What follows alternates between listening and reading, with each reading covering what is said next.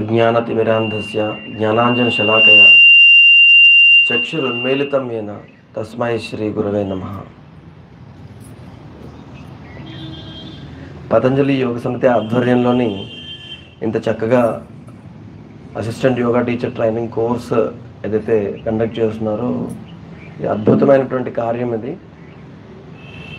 గ్రామాలకి మొత్తం విశ్వం అందరికీ కూడా ఈ యోగ విద్యను తీసుకెళ్ళాలి, యోగ మార్గంలోకి అందరినీ తీసుకురావాలి అనేటువంటి ప్రయత్నము విశ్వమంతా కూడా జరుగుతోంది. ఇప్పుడు విశ్వంలోని ఎన్నో దేశాల్లో యోగా అనేది చాలా న్యాచురల్గా అది అభ్యాసం చేస్తున్నారు. ఈవెన్ అరబ్ కంట్రీస్లోని, ముస్లిం కంట్రీస్లోని కూడా వాళ్ళు చక్కగా అఫీషియల్గా యోగాని తీసుకుని ఇంటర్నేషనల్ యోగా డే సెలబ్రేట్ చేసుకుని యోగాని ప్రాక్టీస్ చేసుకుంటున్నారు. అంటే ప్రపంచం మొత్తానికి ఈ యోగ విద్య తాలూకా గొప్పతనం తెలిసింది. యోగా ఎంత అవసరమో అందరికీ అర్థమైంది. ప్రపంచ ఆరోగ్య సంస్థ యొక్క నివేదిక ప్రకారము ఫిజికల్ ఇన్యాక్టివిటీ అంటే శారీరక శ్రమ చెయ్యకపోవడం అనేది ఈ మృత్యువులకి కారణమైన లిస్టులో 4వ స్థానంలో ఉంది. అంటే హార్ట్ ప్రాబ్లం వల్ల చనిపోతున్నారు, క్యాన్సర్ వల్ల చనిపోతున్నారు. అలా ఏమీ శారీరక శ్రమ చెయ్యకపోవడం వల్ల చనిపోతున్న వాళ్ళు అంటే అది 4th highest cause of deaths అనమాట. 4వ అతి పెద్ద కారణం అనమాట డెత్స్కి. అలాంటి ఫిజికల్ ఇన్యాక్టివిటీ, ఎందుకు ఫిజికల్ ఇన్యాక్టివిటీ అంత భయంకరమైంది అంటే మీరు గమనిస్తే మన శరీరంలో లింఫ్ సర్క్యులేషన్ అని ఉన్నది. మామూలుగా బ్లడ్ సర్క్యులేషన్ తెలుసు కదా మీకు అందరికీ, రక్త ప్రసరణ. రక్తాన్ని ఎవరు మొత్తం శరీరం అంతా ప్రసరింపజేస్తారు? హార్ట్, హృదయం. హరతి దదాతి యాపయతీత్ హృదయం. హరతి తీసుకుంటుంది, దదాతి ఇచ్చేస్తుంది, యాపయతి మెయింటైన్ చేస్తుంది. చూడండి, హృదయం అనే పదంలో ఎంత అర్థం ఉందో. సంస్కృత భాషలో ఏ పదాన్ని గురించి చెప్పినా కూడా ఆ పదంలో చాలా మీనింగ్ నిక్షిప్తమై ఉంటుంది అన్నమాట. సో హరతి దదాతి యాపయతి హృదయం. ఆ హృదయం ఏం చేస్తుంది? రక్తాన్ని అన్ని భాగాలకి ఇస్తోంది కదా, మళ్ళీ తీసుకుంటోంది. ఈ పంపింగ్ పార్ట్ చేస్తోంది హృదయం. అలా రక్తం ప్రసరణ జరుగుతోంది. మరి లింఫ్ అని ఉన్నది. లింఫ్లో తెల్ల రక్త కణాలు అని ఉంటాయి. మన రోగ నిరోధక శక్తికి సంబంధించిన తెల్ల రక్త కణాలని ఎక్కడికి కావాలంటే అక్కడికి తీసుకువెళ్ళగలిగేటువంటి తీసుకెళ్లే సర్క్యులేషన్ ఏంటి? లింఫ్. లింఫ్ ద్వారానే ఇప్పుడు సపోజ్ ఎక్కడన్నా ఒక చోట బ్యాక్టీరియా వచ్చింది, వైరస్ వచ్చింది. ఓకే, ఈ వైరస్ వస్తే, బ్యాక్టీరియా వస్తే ఏం చేస్తుందంటే వెంటనే అక్కడ లోకల్గా ఉన్న తెల్ల రక్త కణాలు ఫైటింగ్ మొదలెడతాయి. అవి ఫైట్ చేయగలిగినా చేయలేకపోయినా మొత్తానికి ఎంతో కొంత ఫైటింగ్ చేస్తూ ఉంటాయి. చేస్తూ ఉంటే ఆ బ్యాక్టీరియా వైరస్ కొన్ని చేస్తాయి కదా, ఆ చిన్న వైరస్ మొక్కను పట్టుకుని అక్కడి నుంచి మెసెంజర్ సెల్స్ అనేవి అక్కడి నుంచి ప్రయాణించి లింఫ్ నోడ్స్ దగ్గరికి వెళ్తాయి. లింఫ్ నోడ్స్ మీకు తెలుసు, ఇక్కడ ఇలా ఉంటాయి, ఇక్కడ చంకల్లో, కచ్చల్లో, ఇలా చాలా శరీరాల్లోని లింఫ్ నోడ్స్ అని ఉన్నాయి. ఈ లింఫ్ నోడ్స్ లోపల తెల్ల రక్త కణాల్లో న్యాచురల్ కిల్లర్ సెల్స్ అని, టీ సైట్స్ అని బి సైట్స్ అని చాలా రకాలైనటువంటి తెల్ల రక్త కణాలు ఉన్నాయి. అవన్నీ కూడా మన శరీరాన్ని బయట నుంచి వచ్చే ఇన్ఫెక్షన్ నుంచి కాపాడుతాయి అన్నమాట. ఓకే, ఆ ఇన్ఫెక్షన్ నుంచి కాపాడడానికి ఒక్కొక్క బ్యాక్టీరియా ఒక్కొక్క వైరస్ని చంపగలిగేటువంటి ఒక్కొక్క రకమైన తెల్ల రక్త కణం ఉంటుంది. అన్ని తెల్ల రక్త కణాలు అన్ని రకాల బ్యాక్టీరియాలని వైరస్ని చంపలేవు. కొన్ని కోట్ల రకాలైనటువంటి బ్యాక్టీరియల్ వైరస్, కోట్లు కూడా కాదు చెప్పాలంటే బిలియన్స్ ట్రిలియన్స్ రకాలు ఉన్నాయి ప్రపంచంలోని. వాటన్నిటికీ సూటబుల్గా వాటి మీద అటాక్ చేయగలిగేటువంటి రకరకాలైనటువంటి చాలా అద్భుతమైనటువంటి సైన్య శక్తి ఉంది మనకి. అదే మన రోగనిరోధక శక్తి. అవి ఎక్కడుంటాయి? అవన్నీను లింఫ్ నోడ్స్లో ఉంటాయి. లింఫ్ నోడ్స్లో ఈ తెల్ల రక్త కణాలన్నీ వరుసగా మన సైన్యం నిలబడినట్టుగా నిలబడతాయి. ఇప్పుడు ఈ మెసెంజర్ సెల్ ఏం చేస్తుంది? ఈ లింఫ్ నోడ్స్లో దగ్గరికి వెళ్ళి ఈ వైరస్ ముక్కను తీసుకెళ్ళి ఈ వరుసగా అందరు నిలబడి ఉంటారు కదా, ఒక్కొక్కరికి చూపిస్తుంది. ఈ వైరస్ నువ్వు చంపగలవా, ఈ వైరస్ నువ్వు చంపగలవా, ఈ వైరస్ నువ్వు చంపగలవా అని అందరికి చూపిస్తుంది. చూపిస్తే అందరూ చూస్తే అందులో ఒక తెల్ల రక్త కణం ఎస్ దీన్ని నేను ఈజీగా చంపగలను అని బయటకు వస్తుంది. బయటకు వచ్చి ఏం చేస్తుందంటే రెప్లికేట్ అవుతుంది. వెంటనే అలాంటి తెల్ల రక్త కణాలు చాలా తయారయ్యి ఇవన్నీ కూడా ఎక్కడైతే యుద్ధం జరుగుతుందో ఆ యుద్ధం జరుగుతున్న ప్రదేశానికి వెళ్తాయి. వెళ్ళి అక్కడ ఉన్న వైరస్ అన్నట్టు వైరస్ ఏం చేస్తుంది? అక్కడ ఉన్న వైరస్ ఒకవైపు ఫైటింగ్ చేస్తుంది, ఇంకోవైపు టపటపటపటపటపట స్ప్రెడ్ అయిపోతుంటుంది, రెప్లికేట్ అయిపోతుంటుంది. మొత్తం ఒకేసారి తెల్ల రక్త కణాలన్నీ వచ్చి వాటి మీద దాడి చేసి మనల్ని కాపాడుతాయి. ఓకే, సో ఇక్కడ మనకు అర్థమైంది ఏంటి? ఇప్పుడు ఇక్కడ నుంచి యుద్ధం జరుగుతున్న ప్లేస్ నుంచి కొన్ని మెసెంజర్ సెల్స్ ఏమో లింఫ్ నోడ్స్ దగ్గరికి వెళ్ళాలి. మళ్ళీ లింఫ్ నోడ్స్ దగ్గర నుంచి తెల్ల రక్త కణాలు యుద్ధం జరుగుతున్న ప్లేస్ దగ్గరికి రావాలి. ఇలా రావాలి అంటే ఈ రక్త ప్రసరణ, లింఫ్ ప్రసరణ జరగాలి కదా. మరి లింఫ్ని ఎవరు ప్రసరింపజేస్తారు? రక్తాన్ని హృదయం ప్రసరింపజేస్తుంది. లింఫ్ని ఎవరు ప్రసరింపజేస్తారు? ఎవరు తీసుకెళ్తారు లింఫ్ని అన్ని ప్లేసులకి? సో అలా స్పెసిఫిక్గా హార్ట్ లాగా ఏం లేదు. నేను కనబడని వాళ్ళు ఇలా ఇటు వచ్చేసేయండి, వెనకాతలు ఉన్న వాళ్ళు అలాంటి వాళ్ళు ఇక్కడ వచ్చేసేయండి, నా ఫేస్ కనబడకపోతే. సో హార్ట్ లేదు. లింఫ్ నోడ్స్ అనేవి అలా ప్యాసివ్ సర్క్యులేషన్ అంటారు. అంటే ఎవరో పంప్ చేయరు, అది అలా జస్ట్ ప్రవహిస్తుంటుంది అనమాట, నది ప్రవహించినట్టు. మరి ఇలా ప్యాసివ్గా వెళ్తున్నటువంటి ఈ ప్రసరణ సరిగ్గా జరగాలంటే మనం ఏం చేయాలి అంటే, ఇంకా బాగా జరగాలంటే, బాగా లింఫ్ ఫాస్ట్గా ప్రయాణించాలంటే, అలా ప్రయాణిస్తే ఏమవుతుంది? మన తెల్ల రక్త కణాలు అనేవి తొందరగా రీచ్ అవుతాయి. మనకి ఎక్కడ ఏ ప్రమాదం జరగకుండా అవి కాపాడుతూ ఉంటాయి. ఇన్ఫ్యాక్ట్ చెప్పాలంటే మన శరీరంలో నిరంతరము ఈ ఫైటింగ్ జరుగుతూనే ఉంటుంది. ఎక్కడో చోట బ్యాక్టీరియా వస్తుంది. తెల్ల రక్త కణాలు అనేవి థింకింగ్ సెల్స్ అంటారు. థింకింగ్ సెల్స్ అంటే ఆలోచించగలిగే కణాలు. ముఖ్యంగా ఇమ్యూన్ సిస్టమ్ సంబంధించిన ఇమ్యూన్ సెల్స్ ఏవైతే ఉన్నాయో అవి థింకింగ్ సెల్స్ అంటారు. ఏంటి ఆలోచించడం అంటే ఏంటి? ఆలోచించే పని బ్రెయిన్ది కదా. ఇప్పుడు సపోజ్ మన చేతి మీద నేను ఎటో చూస్తున్నాను, నా చేతి మీద వేడి నీళ్ళు పడ్డాయి. వేడి నీళ్ళు పడితే ఇక్కడ నుంచి బ్రెయిన్కి ఒక సిగ్నల్ వెళ్తుంది, ఇక్కడ టెంపరేచర్ మారింది అని ఒక సిగ్నల్ వెళ్తుంది. సిగ్నల్ వెళ్ళగానే బ్రెయిన్ ఏం చేస్తుంది? అక్కడ నుంచి ఇక్కడికి ఒక సిగ్నల్ పంపిస్తుంది. ఏమని? దానికన్నా ముందు కళ్ళకు ఒక సిగ్నల్ పంపిస్తుంది, చూడు ఏం జరుగుతుందో అని. ఈ చేతికి ఒక సిగ్నల్ పంపిస్తుంది, వెంటనే అక్కడ నుంచి చెయ్యి లాగు అని. ఈ చేతికి ఒక సిగ్నల్ పంపిస్తుంది, ఇలా రబ్ చేయి అని. ఇవన్నీ ఎవరు చెప్తున్నారు? బ్రెయిన్ చెప్తుంది. ఇప్పుడు ఒక బ్లడ్ స్ట్రీమ్లోని రక్తం ప్రవహిస్తుంటే ఒక బ్యాక్టీరియా అలా వస్తుంది. ఎదురుగుండా ఒక తెల్ల రక్త కణం వెళ్ళింది, చూసింది తెల్ల రక్త కణాన్ని. ఇది బ్యాక్టీరియా మంచి బ్యాక్టీరియానా చెడ్డ బ్యాక్టీరియానా? ఎందుకు మంచి బ్యాక్టీరియానా చెడు బ్యాక్టీరియా? మంచి బ్యాక్టీరియా చాలా ఉన్నాయి మన శరీరంలో. మన శరీరంలో 10 ట్రిలియన్ సెల్స్ మనం ఉంటే 100 ట్రిలియన్ బ్యాక్టీరియా ఉన్నాయంట. అంటే మన శరీరంలో మన కణాలకి 10 రెట్లు ఎక్కువ కణాలు బ్యాక్టీరియా మన శరీరంలో ఉన్నాయి, అందరి శరీరంలో ఉన్నాయి. అందులో 95% బ్యాక్టీరియా మంచి బ్యాక్టీరియా, అంటే మనకి ఏ హాని చేయకపోగా మనకి ఎంతో మంచి చేసే బ్యాక్టీరియా మన శరీరంలో ఉన్నాయి. ఓకేనా? ఇప్పుడు ఇది మంచి బ్యాక్టీరియానా చెడ్డ బ్యాక్టీరియానా బ్రెయిన్ అడిగి తెలుసుకుంటుందా? తెల్ల రక్త కణం దీన్ని చంపాలా వదిలేయాలా అని బ్రెయిన్ అడగదు, అదే డిసైడ్ చేస్తుంది. ఈ బ్యాక్టీరియా మంచిదా చెడ్డదా అనేది. అంటే అంత డిఫరెన్షియేటింగ్ పవర్ ఈ ఇమ్యూన్ సెల్స్కి ఉంది, అందుకే థింకింగ్ సెల్స్ అంటారు. ఈ థింకింగ్ పవర్ ఉన్నటువంటి ఈ తెల్ల రక్త కణాలు అక్కడికి రీచ్ అవ్వాలంటే, అక్కడికి వెళ్ళాలంటే, ఆ తెల్ల రక్త కణాలను తీసుకెళ్లే లింఫ్ సరిగ్గా ప్రసరించాలంటే, ప్రవహించాలంటే, మనం బాగా జరగాలంటే చేయాల్సిన పని ఏంటంటే శారీరక శ్రమ. ఫిజికల్గా మనం యాక్టివ్గా ఉంటే లింఫ్ సర్క్యులేషన్ బాగుంటుంది. మనం ఎప్పుడైతే సెడెంటరీ లైఫ్ లీడ్ చేస్తామో, అంటే పొద్దు నుంచి సాయంకాలం దాకా కూర్చొని పని చేసుకుంటున్నాం, ఏం చేయట్లే, ఫిజికల్గా అటు ఇటు ఏం జరగట్లే, ఏమీ శ్రమ చేయట్లే. ఇదివరకు పొలం పనులు చేసుకునేవారు, రోగనిరోధక శక్తి చాలా బాగుండేది. ఎందుకు? వాళ్ళు చక్కగా యాక్టివ్గా ఉండేవారు రోజంతా. ఆడవాళ్ళు కూడా ఎక్కువగా యాక్టివ్గా ఉండేవారు, అందరూ యాక్టివ్గా ఉండేవారు కదా. ఇప్పుడు అంత యాక్టివ్గా ఉండకపోవడం వల్ల రోగనిరోధక శక్తి తగ్గిపోతుంది. రోగనిరోధక శక్తి తగ్గిపోతే ఏమవుతుందంటే ఈజీగా ఏ ఇన్ఫెక్షన్స్ అయినా కూడా వచ్చి అటాక్ చేస్తున్నాయి. అంతేకాదు, రోగనిరోధక శక్తి తగ్గిపోవడం ఒక సమస్య అయితే, రోగనిరోధక శక్తి ఇతస్తతః అంటే సరిగ్గా పనిచేయకపోవడం, అంటే ఒక్కొక్కసారి ఓవర్ యాక్టివ్గా పనిచేయడం. ఎలర్జీస్ వస్తే చూడండి, అక్కడ ఏమవుతుంది, సడన్గా దద్దుర్లు వచ్చేస్తాయి, సడన్గా తుమ్ములు వచ్చేస్తాయి, దమ్ము ధూళి రాగానే, వాతావరణం మారగానే అక్కడ ఏమవుతుందంటే రోగనిరోధక శక్తి ఓవర్గా పనిచేస్తుంది. ఒక్కొక్కసారి ఈ తెల్ల రక్త కణాలు కన్ఫ్యూజ్ అయిపోతున్నాయి.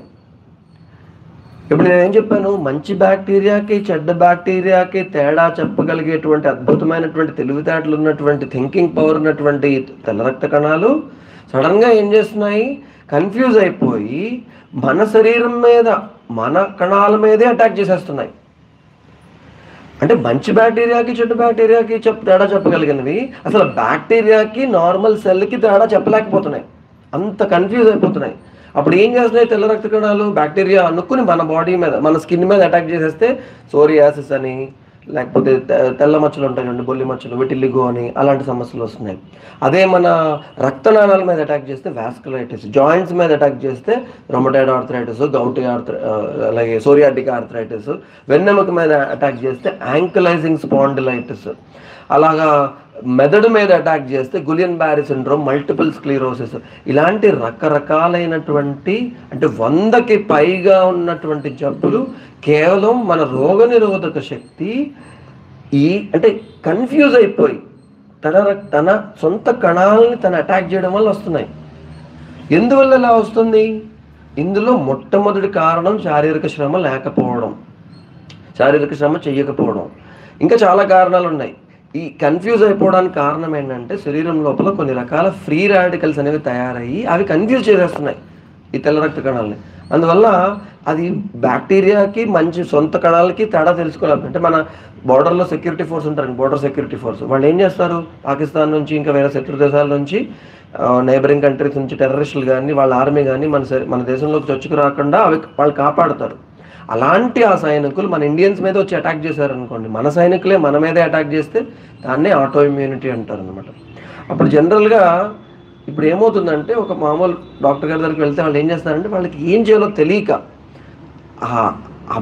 మన కణాలు మన మీద అటాక్ చేస్తుంటే చాలా విపరీతమైన సమస్యలు వస్తాయి, తట్టుకోలేని నొప్పి, ఆయాసము, ఇలా రకరకాల ప్రాబ్లమ్స్ వస్తాయి. అప్పుడు ఏం చేస్తారంటే రక్త కణాల తాలూకా అంటే తెల్ల రక్త కణాల తాలూకా యాక్టివిటీని అణిచిపెట్టడానికి ఇమ్యూనో సప్రెసెంట్స్ అని ఒక గ్రూప్ ఆఫ్ మెడిసిన్స్ ఉంటాయి, అవి ఇస్తారు. స్టెరాయిడ్స్ లాంటివి అనమాట ఇమ్యూనో సప్రెసెంట్స్. అంటే మన రోగనిరోధక శక్తిని అణిచివేసేటువంటి ఈ తెల్ల రక్త కణాలని అణిచివేసేటువంటి మందులు ఇస్తారు. అప్పుడు ఏమవుతుందంటే ఇప్పుడు బోర్డర్ సెక్యూరిటీ ఫోర్స్లో ఉన్న సైనికులు మన మీదే అటాక్ చేస్తున్నారు కొంతమంది, వాళ్ళు ఎవరో మనకు తెలియదు, మొత్తం సైన్యం మొత్తాన్ని జైల్లో పెట్టేసాం. అప్పుడు ఏం జరుగుతుంది, బోర్డర్లో ఉండే సైన్యాన్ని జైల్లో పెట్టేసాం, ఏమవుతుంది? అప్పుడు ఎవరు పెడితే వాళ్ళు లోపలికి వచ్చేస్తారు కదా, దేశంలోకి ఎవరు పెడితే వాళ్ళు వచ్చేస్తారు లోపలికి, వచ్చి అటాక్ చేసేస్తారు ఎక్కడైనా. ఇప్పుడు మనం కూడా ఇమ్యూనో సప్రెసెంట్స్ వాడుతున్నాం అనుకోండి, స్టెరాయిడ్స్ వాడుతున్నాం అనుకోండి, మన రోగనిరోధక శక్తిని అణిచేస్తున్నాం అనుకోండి, అప్పుడు ఎవరు పడితే వాళ్ళు వచ్చేస్తారు కదా.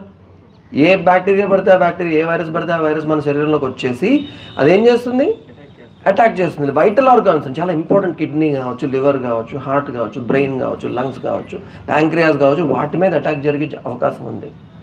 అండ్ ఇలా ఎందుకు జరుగుతోంది, ఈ తెల్ల రక్త కణాలు ఎందుకు కన్ఫ్యూజ్ అయిపోతున్నాయి, వాటిని కన్ఫ్యూజ్ చేసి ఫ్రీ రాడికల్స్ తయారవుతున్నాయి. ఫ్రీ రాడికల్స్ ఎందుకు తయారవుతున్నాయి, మనం సమయానికి తినట్లే, సమయానికి పడుకోవట్లే, సమయానికి లేవట్లే, శారీరక శ్రమ చేయట్లే, మానసిక ఒత్తిడి, భయము, ఆందోళన, టెన్షన్, ఇరిటేషన్, కోపం, మెంటల్ స్ట్రెస్తో ఎక్కువ బాధపడుతున్నాము. పొల్యూషన్కి బాడీ ఎక్స్పోజ్ అయిపోతుంది. ఇలా చక్కగా సన్లైట్ మన శరీరం మీద అసలు పడటం లేదు, అండ్ సరైన ఆహారం తినట్లేదు. ఇలా రకరకాల కారణాల వల్ల, బ్యాడ్ లైఫ్ స్టైల్ వల్ల ఫ్రీ రాడికల్స్ అనేవి తయారయ్యి అవి మన రోగనిరోధక శక్తిని డిస్టర్బ్ చేయడం వల్ల రకరకాల జబ్బులు వస్తున్నాయి. ఓకే, అసలు ఈ ఫ్రీ రాడికల్స్ తయారవ్వడం వల్ల ముందు ఏం జరుగుతుందంటే లైఫ్ స్టైల్ డిజార్డర్స్ అని జబ్బులు వస్తున్నాయి. లైఫ్ స్టైల్ డిజార్డర్స్ అంటే మన లైఫ్ స్టైల్ సరిగ్గా లేకపోవడం వల్ల మనం కొని తెచ్చుకుంటున్నటువంటి జబ్బులు. ఏ బ్యాక్టీరియానో వైరస్ అటాక్ చేయడం వల్ల వచ్చే జబ్బులు కాదు, మనం కొని తెచ్చుకుంటున్నటువంటి జబ్బులు. చెప్పండి, కొని తెచ్చుకుంటున్న జబ్బులు ఏంటి? లైఫ్ స్టైల్ డిజార్డర్స్ పేర్లు చెప్పండి, కొన్ని పేర్లు చెప్పండి. Life style disorders: cancer, diabetes, BP, thyroid, sugar, ఏదండి, గ్యాస్ట్రిక్ ట్రబుల్. సో అతి చిన్న అలర్జీ దగ్గర నుంచి క్యాన్సర్ దాకా, ఒబెసిటీ కావచ్చు, హై బీపీ కావచ్చు, హార్ట్ ప్రాబ్లమ్స్ కావచ్చు, ఇవన్నీ లైఫ్ స్టైల్ డిజార్డర్సే. ఇవేవో మనం ఏ జన్మలోనో చేసిన పాపం వల్ల వచ్చినవి కాదు, ఈ జన్మలో మనం చేస్తున్న తప్పుల వల్ల వచ్చినవి అన్నమాట. ఏ బ్యాక్టీరియానో వైరస్ అటాక్ చేయడం వల్ల వచ్చిన ప్రాబ్లమ్స్ కాదు, మనం మన శరీరాన్ని పాడు చేసుకోవడం వల్ల మనకు వచ్చినటువంటి జబ్బులు. అట్లాంటి లైఫ్ స్టైల్ డిజార్డర్స్ అనేవి ప్రపంచ ఆరోగ్య సంస్థ యొక్క నివేదిక ప్రకారం సుమారు ప్రతి ఏటా జరుగుతున్న మరణాల్లో 70% మరణాలు ఈ లైఫ్ స్టైల్ డిజార్డర్స్ వల్ల వస్తున్నాయని ప్రపంచ ఆరోగ్య సంస్థ నివేదిక చెప్తోంది. అండ్ ఇదే లైఫ్ స్టైల్ డిజార్డర్స్ వల్ల రోగనిరోధక శక్తి తగ్గిపోతుంది. దానివల్ల ఇన్ఫెక్షన్లు అవి ఈజీగా, ఇప్పుడు చూడండి కరోనా టైంలో ఎవరు బాగా ఎక్కువ ఇబ్బంది పడ్డారు? ఆల్రెడీ ఎవరికైతే లైఫ్ స్టైల్ డిజార్డర్స్ ఉన్నాయో, ఎవరికైతే బీపీ ఉందో, ఎవరికైతే షుగర్ ఉందో, ఎవరికైతే హార్ట్ ప్రాబ్లం ఉందో, ఎవరికైతే కిడ్నీ ట్రబుల్ ఉందో వాళ్ళకి ఎక్కువ ఇబ్బంది అయింది కరోనా టైంలోని. ఎందుకు? వాళ్ళ రోగనిరోధక శక్తి తగ్గిపోయింది. సో ప్రపంచ ఆరోగ్య సంస్థ వాళ్ళు ఏమంటున్నారంటే 2025 కల్లా మేము ఈ లైఫ్ స్టైల్ డిజార్డర్స్ వల్ల వచ్చే మరణాలని 25% తగ్గిస్తాము, 2030 కల్లా ఈ లైఫ్ స్టైల్ డిజార్డర్స్ వల్ల వచ్చే మరణాలని 33% తగ్గిస్తాం, 1/3 తగ్గిస్తాము. దానికి వాళ్ళు తీసుకున్న స్టెప్స్ ఏంటంటే ఎర్లీ డిటెక్షన్, ఎర్లీ ట్రీట్మెంట్. అందరినీ స్క్రీన్ చేయండి తొందరగా, చాలా ఇనీషియల్ స్టేజెస్లో, ఈజీగా మందిస్తే తగ్గిపోయేలాంటి స్టేజ్లోని డిటెక్ట్ చేసి వెంటనే ట్రీట్మెంట్ చేసేద్దాము, అందరికీ స్క్రీనింగ్ చేద్దాము అని చెప్తున్నారు. ఈ సొల్యూషన్ ఓకేనా? ప్రపంచ ఆరోగ్య సంస్థ వారి ప్రణాళిక మనకి ఓకేనా? చాలా మొగ్గగా ఉన్నప్పుడే దాన్ని డిటెక్ట్ చేసి దాన్ని ట్రీట్మెంట్ చేస్తే ప్రాబ్లం సాల్వ్ అయిపోతుందని చెప్తున్నారు. అది ఓకేనా? ఓకే కాదు. ఎందుకు నాట్ ఓకే? అంటే జబ్బు వచ్చింది అని చెప్పాలా? ఓకే, అందరూ విను, ఒక నిటారుగా ఉంచండి. అట్ ది సేమ్ టైం ప్రాణాయామం చేయండి. ఒకసారి క్లాస్ వింటూనే దీర్ఘమైన శ్వాస తీసుకోండి, ప్రాణాయామం చేయండి. ఓకే, దీర్ఘ శ్వాస తీసుకోండి, దీర్ఘంగా విడిచిపెట్టండి, భస్త్రిగా చేయండి. రైట్? ఓకే,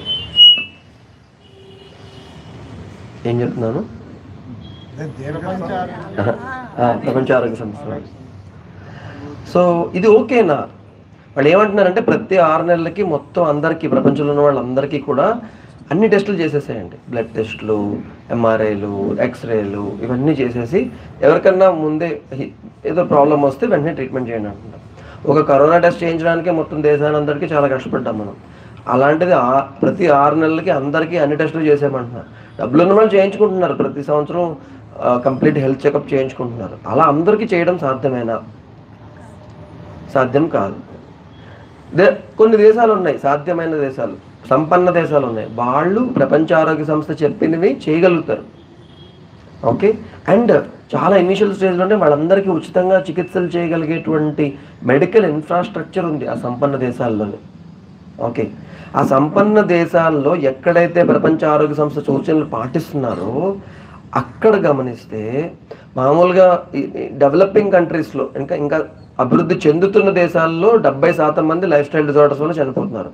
ఆల్రెడీ డెవలప్డ్ సంపన్న దేశాల్లో 88% మంది లైఫ్ స్టైల్ డిజార్డర్స్తో చనిపోతున్నారని చెప్తున్నారు.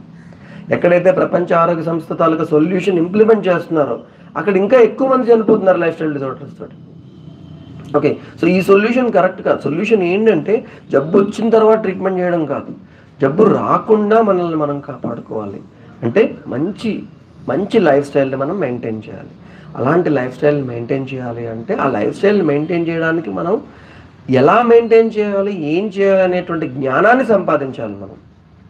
ఒక పిల్లవాడు నర్సరీలో స్కూల్లోకి వెళ్తే ఒక పిహెచ్డిలో విద్యా వ్యవస్థ నుంచి పిహెచ్డి చేసి బయటకు వస్తున్నాడు. అంటే 20-25 సంవత్సరాల పాటు ఒక పిల్లవాడు విద్యా వ్యవస్థలో ఉంటున్నాడు కదా.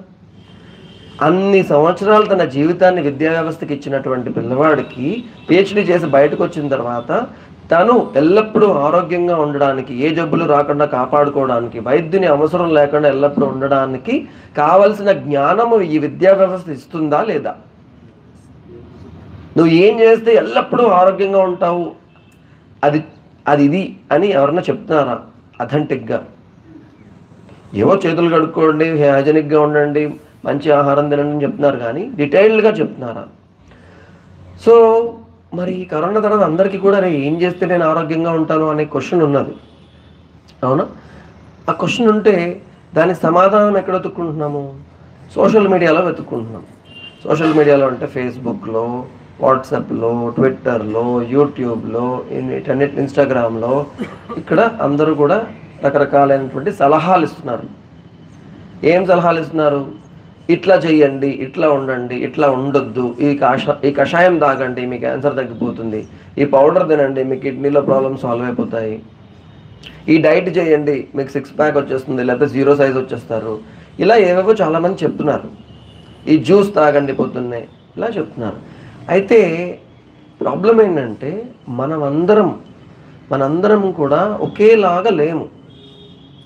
ఒక గ్లాస్ ఆఫ్ ఆరెంజ్ జ్యూస్ నేను తాగితే నాకు చాలా రిఫ్రెషింగ్గా, చాలా స్ట్రెంగ్తనింగ్గా అనిపించవచ్చు. అదే గ్లాస్ ఆఫ్ ఆరెంజ్ జ్యూస్ ఇంకొకరు తాగితే వాళ్ళకి ఎసిడిటీ రావచ్చు, బర్నింగ్ సెన్సేషన్ రావచ్చు.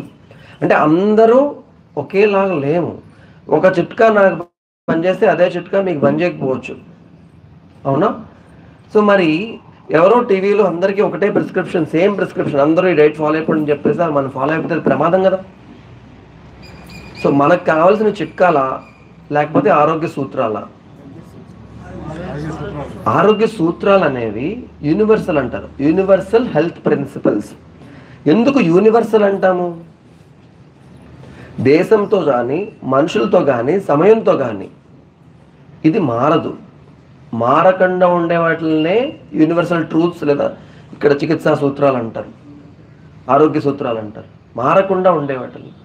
మారకుండా ఉండడం అంటే ఫర్ ఎగ్జాంపుల్ నేను ఒక సూత్రం చెప్తే ఆ సూత్రం నాకు పనిచేయాలి, మీకు పనిచేయాలి, ఆయనకి పనిచేయాలి, అందరికీ పనిచేయాలి. ఇక్కడ ఉన్న వాళ్ళకి పనిచేయాలి, అమెరికాలో ఉన్న వాళ్ళకి కూడా పనిచేయాలి, ఆస్ట్రేలియాలో ఉన్న వాళ్ళు కూడా పనిచేయాలి, అనకాపల్లిలో ఉన్న వాళ్ళు కూడా పనిచేయాలి. అలాగే ఇవాళ పనిచేయాలి, ఇంతకుముందు 1000 సంవత్సరాల క్రితం కూడా పనిచేసి ఉండాలి ఆ సూత్రాలు, 1000 సంవత్సరాల తర్వాత కూడా పనిచేయాలి. వాటిల్నే యూనివర్సల్ హెల్త్ ప్రిన్సిపల్స్ అంటారు. నాకు పనిచేసేది మీకు పని చేయట్లేదంటే అది ప్రిన్సిపల్ కాదు, ఏదో చిట్కా అనమాట. ఓకే, సో మనం ఈ యూనివర్సల్ హెల్త్ ప్రిన్సిపల్స్ నేర్చుకోవాలా, చిట్కాలు నేర్చుకోవాలా? యూనివర్సల్ హెల్త్ ప్రిన్సిపల్స్ నేర్చుకోవాలి. నేర్చుకుంటే అప్పుడు మనం మన ఆరోగ్యాన్ని కాపాడుకోవడానికి ఏం చేయొచ్చు అనేది మనకు ఐడియా వస్తుంది. అది మనం డిసైడ్ చేయాలి ఏం చేయాలని. వేరే వాళ్ళు ఎవరో మనకు ప్రిస్క్రిప్షన్ రాయకూడదు. ఇక్కడ జార్జ్ క్లబ్లో ఇక్కడ కూర్చున్న వాళ్ళందరికీ నేను ఒక లిస్ట్ ఇస్తాను, ఇవన్నీ చేసేసేయండి, చేసేస్తే మీరు అందరూ ఆరోగ్యంగా ఉంటారు అని నేను చెప్తే నేను చెప్పిన మాట కూడా మీరు వినకూడదు. ఓకే, నేను సూత్రాలు చెప్తాను, వీటిల్ని మీరు ఎలా ఇంప్లిమెంట్ చేస్తే బాగుంటుంది, నా లైఫ్ ఆధారంగా, నా దినచర్య ఆధారంగా, నా టైం టేబుల్ ఆధారంగా, నేను చేసే పనుల ఆధారంగా నేను ఎట్లా సరి చేసుకోవాలి నా లైఫ్ స్టైల్ని అని మీరు డిసైడ్ చేయాలి. అది ఎవరో చెప్తే చేసేది కాదు. సో ఆ సూత్రాలను మనం తెలుసుకునే ప్రయత్నం చేద్దాం ఇవాళ. ఓకేనా? మొట్టమొదట ఇప్పుడు నేను ఏవైతే చెప్తున్నానో యూనివర్సల్ హెల్త్ ప్రిన్సిపల్స్ అని చాలా చెప్పేస్తున్నారు. దేశంతో, సమయంతో, మనుషులతో మారదంటున్నారు. సో ఈయన ఏం చెప్తే అదంతా నిజమే అని అనుకోవద్దు. ఓకే, నేను చెప్తున్నంతా కూడా ఒక ప్రస్తావనగా తీసుకోండి, ఒక ప్రపోజల్ అనుకోండి. ఓకే, ఇది కరెక్టా కాదా అనేది నేను చెప్పింది మీకు కన్విన్సింగ్గా ఉందా లేదా మీరు ఆలోచించండి. మీ బ్రెయిన్ తోటి ఆలోచించి బాగుందనుకుంటే మీరు మీ జీవితంలో ఇంప్లిమెంట్ చేసి చూడండి. ఇంప్లిమెంట్ చేసినప్పుడు మంచి ఫలితాలు వస్తే అవి అందరికీ చెప్పండి. ఎందుకంటే మీరు యోగ విద్యని అందరికీ తీసుకెళ్లేటువంటి అద్భుతమైనటువంటి కార్యాన్ని తలకెత్తుకున్నారు. ఓకే, టీచర్ ట్రైనింగ్ అవ్వడం అంటే ఒక మంచి బాధ్యత వస్తుంది. ఆచార్యుడు అని ఎవరిని అంటారు? ఆచార్యుడు అని ఎవరంటారు? ఎవరైతే ఆచరిస్తాడో, తను ఆచరించి వేరే వాళ్ళకి చెప్పేవాడిని ఆచార్యుడు అంటారు. నేను ఆచరించకుండా ఊరికే లెక్చర్లు చెప్పేస్తే నేను ఆచార్యుని అవ్వను. ఓకేనా? సో మీరందరూ యోగాచార్యులు అవుతున్నారు. మీరందరూ కూడా యోగ విద్యని గ్రామ గ్రామానికి, దేశం నలుమూలలా తీసుకెళ్లే అద్భుతమైనటువంటి మహోన్నతమైనటువంటి కార్యాన్ని చేయబోతున్నారు. సో మీరు వీటిల్ని అర్థం చేసుకోవాలి. నేను మొట్టమొదటి ప్రస్తావన నేను చెప్తాను. ఫస్ట్ ప్రస్తావన ఏంటంటే, మనిషి, హ్యూమన్ బీయింగ్ అంటే ఈ శరీరం కాదు, శరీరం మాత్రమే కాదు. ఇది నా మొట్టమొదటి యూనివర్సల్ హెల్త్ ప్రిన్సిపల్స్లో మొట్టమొదటి ఇదే. ఓకే, ఇది అవునా కాదా? నేనంటే నా శరీరం కాదు, శరీరం మాత్రమే కాదు. ఓకే, ఇప్పుడు నా కుర్తా, నా మైక్, నా కళ్ళద్దాలు, నా తలపాగా, ఓకే, నా శరీరం నాది అని ఓనర్షిప్ తీసుకుంటున్నాను కదా, నా శరీరం అంటున్నాను కదా. శరీరం ఉంది, ఈ శరీరం నాది అని ఎవరు క్లెయిమ్ చేస్తున్నారు? క్లెయిమ్ చేసేవాళ్ళు వేరే ఉన్నారు కదా. అంటే ఈ శరీరం తాలూకు ఓనర్ ఒకడు ఉన్నారు, యజమాని ఒకడు ఉన్నారు. ఆ యజమాని ఈ శరీరాన్ని నేను ఈ మైక్ని ఎలా వాడుకుంటున్నానో, ఈ కళ్ళద్దాలను ఎలా వాడుతున్నానో, నా కారుని ఎలా వాడుకుంటున్నానో, అలా నా శరీరాన్ని నేను వాడుకుంటున్నాను. నా శరీరాన్ని వాడుకునే నేనున్నాను కదా, ఆ నేను వేరే, నా శరీరం వేరే. ఇది మొట్టమొదటి సూత్రం. ఇది అర్థం కాక లేదా మర్చిపోయి గుర్తుండక ఎరుకలో ఉండక మనం చాలా తప్పులు చేస్తున్నాం. నా శరీరం వేరే, నేను వేరే అని తెలియకపోతే ఏం జరుగుతుంది? శరీరానికి కొన్ని అవసరాలు ఉన్నాయి, నాకు కొన్ని అవసరాలు ఉన్నాయి. నాకు వేరే అవసరాలు ఉన్నాయి నాకు తెలియకపోతే, అంటే నేను వేరేగా ఉన్నాను అని నాకు తెలియకపోతే, నా శరీరమే నేను అనుకుంటే, నా శరీరం తాలూకు అవసరాలు ఏవైతే ఉన్నాయో వాటి గురించే ఆలోచిస్తూ ఉంటాను, వాటి నుండి ఆనందం పొందే ప్రయత్నం చేస్తాను. నా శరీరానికి ఉన్న అవసరాలు ఏంటి చెప్పండి? మీ శరీరానికి ఉన్న అవసరాలు ఏంటి చెప్పండి? నీరు కావాలి, గాలి కావాలి, ఆహారం కావాలి, నిద్ర కావాలి, ఇంకేం కావాలి? ఆరోగ్యం కావాలి. ఆరోగ్యం కావాలంటే ఏం కావాలి? ఇంకా శుభ్రత కావాలి. ఇంకా ఇప్పుడు మీరు చెప్పిన నీరు, గాలి, ఇవన్నీ, ఆహారము, ఇవన్నీ కూడా, సూర్యరశ్మి, ఇవన్నీ కూడా శరీరాన్ని పోషించడానికి పనికొస్తాయి. శరీర పోషణకి కొన్ని వస్తువులు కావాలి. శరీర రక్షణకి వ్యాయామం, ఓకే, బయట వాతావరణం నుంచి మన శరీరాన్ని రక్షించుకోవడానికి ఈ బట్టలు కావాలి. ఇంకా ఇల్లు కావాలి కదా. ఇల్లు లేకపోతే ఇప్పుడు ఎంత ఎండ ఉంది, మనం ఇంట్లో ఉన్నాం కాబట్టి రక్షింపబడుతున్నాం. అదే బయటికి వెళ్తే మాడి మనసు అయిపోతాం పీక్ ఎండలో, అవునా? సో ఇల్లు కావాలి. ఇంకా కారు కూడా కావాలి, బయటికి వెళ్తున్నప్పుడు కారు. చెప్పులు కావాలి కదా కాళ్ళని కాపాడుకోవడానికి. ఇవన్నీ ఏంటి? ఈ వస్తువులన్నీ కూడా ఎందుకు కావాలి? శరీరాన్ని రక్షించుకోవడానికి. పోషణకు కొన్ని కావాలి, రక్షణకు కొన్ని కావాలి, అలాగే శరీరానికి సదుపయోగానికి కొన్ని కావాలి. ఇప్పుడు ఈ మైక్ లేదు, ఈ మైక్ లేకుండా నేను మాట్లాడితే మీకు వినబడుతుందా? మీ అందరికీ వినబడాలంటే చాలా గట్టిగా మాట్లాడాలి. అలా చాలా గట్టిగా 2 గంటలు మాట్లాడాలంటే గొంతుకు ఇబ్బంది అవుతుందా? మొన్నటికి ముందు రోజు దాకా నేను 7 రోజులు కంటిన్యూస్గా వర్క్షాప్ చేశాను. మొన్న వెళ్ళి ఇంకొక సంకల్ప ఆర్ట్ విలేజ్లో వర్క్షాప్ చేశాను. నేను ఫుల్ డే విశాలాక్షి నగర్లోని బీవీకే కాలేజ్లో సంస్కృత భారతి వర్క్షాప్ చేశాను. కంటిన్యూస్గా మాట్లాడుతూనే ఉన్నాను. ఇవాళ ఇక్కడ వెళ్ళి మళ్ళీ ఇక్కడ నుంచి మళ్ళీ సంకల్ప ఆర్ట్ విలేజ్కి వెళ్ళి ఇంకో వర్క్షాప్ చేస్తున్నాను. సో నాన్ స్టాప్గా అలా వర్క్షాపులు చేసుకుంటూ పోతే ఇప్పుడు నా గొంతుని నేను సదుపయోగం చేసుకోవాలా? సో ఈ మైక్ ఉంటే ఏమవుతుంది? నా గొంతు పైన అనవసరమైన ఒత్తిడి పడకుండా కాపాడుకోవడానికి ఇది ఇన్స్ట్రుమెంట్ అనమాట, అవునా? ఎవరితోనో మాట్లాడాలి. ఫోన్ అనేది నాకు ఒక మంచి పనిముట్టు. నేను మాట్లాడతాను లేదా ఇంకేమైనా మంచి విషయాలు తెలుసుకోవడానికి నాకు ఒక అంటే సదుపయోగానికి, శరీరం తాలూకు సదుపయోగానికి. ఇప్పుడు కారు అన్నారు, కారు ఎందుకు? ఇప్పుడు నేను పొద్దున్న 5:30కి ఇక్కడ రావాలి, కారు ఉంది కాబట్టి వెంటనే వచ్చేసాను. అదే నడుచుకుంటున్నా బస్సు పట్టుకుని రావాలంటే కష్టం. అంటే నేను నా శరీరానికి ఇబ్బంది పెట్టకుండా ఉపయోగించుకోవడానికి కొన్ని వస్తువులు కావాలి. ఇవన్నీ ఎవరికి కావాలి? శరీరానికి కావాలి. రక్షణకి, పోషణకి, సదుపయోగానికి కొన్ని వస్తువులు కావాలి. ఇవన్నీ కూడా, ఈ వస్తువులన్నిటిని కూడా మీరు కొలవచ్చు అనమాట. లెంగ్త్ ద్వారా కానీ, బరువు ద్వారా కానీ, వాల్యూమ్ ద్వారా కానీ ఈ వస్తువులన్నిటి శరీరానికి కావాల్సిన ఏవైనా మీరు కొలవచ్చు. ఎంత కావాలి అనేది మీరు కొలుచుకోవచ్చు. ఓకేనా? ఇవన్నీ శరీర అవసరాలు. ఇప్పుడు మీ అవసరాలు ఏంటి చెప్పండి. మీ శరీర అవసరాలు చెప్పేశారు, మీ అవసరాలు ఏంటి? సౌకర్యాలన్నీ శరీర అవసరాలు కదా, శరీరానికి కావాలి. మీకేం కావాలి? డబ్బుతో ఏం చేస్తారు?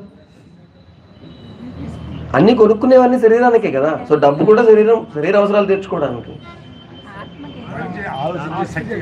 ఆలోచన శక్తి కావాలి. ఓకే, జ్ఞానం కావాలి. ఇంకా ప్రేమ అభిమానం కావాలా వద్దా? అది శరీరానికి కావాలా, మీకు కావాలా? మీకేనా కావాలి? ఇంకా ఇంకేం కావాలి? మీకేం కావాలి? అరే మీకు ఏం కావాలో చెప్పకపోతే అట్లాగా మీరు భలేవారే. మీకు ఇంకేం కావాలండి? ఆరోగ్యం కావాలి. ఆరోగ్యం కూడా మోస్ట్లీ శరీరానికి కావాలి, మానసిక ఆరోగ్యం కూడా కావాలి. ఇంకేం కావాలి? మనశ్శాంతి కావాలి. ఇంకా దైవత్వం కావాలి. ఇంకా నేను కొన్ని చెప్తాను, నేను ప్రస్తావనలు పెడతాను, మీకు కావాలా వద్దు చెప్పండి, చెప్తాను. ఇంకా సమ్మానము అంటే రెస్పెక్ట్ కావాలా వద్దా? ట్రస్ట్, విశ్వాసము కావాలా వద్దా? స్నేహము, ఎఫెక్షన్ కావాలా? మమత, వాత్సల్యము, గౌరవము, ఇవన్నీ కావాలా? శ్రద్ధ, కృతజ్ఞత, ప్రేమ, ఇవన్నీ కావాలి కదా. ఇవన్నీ ఎవరికి కావాలి?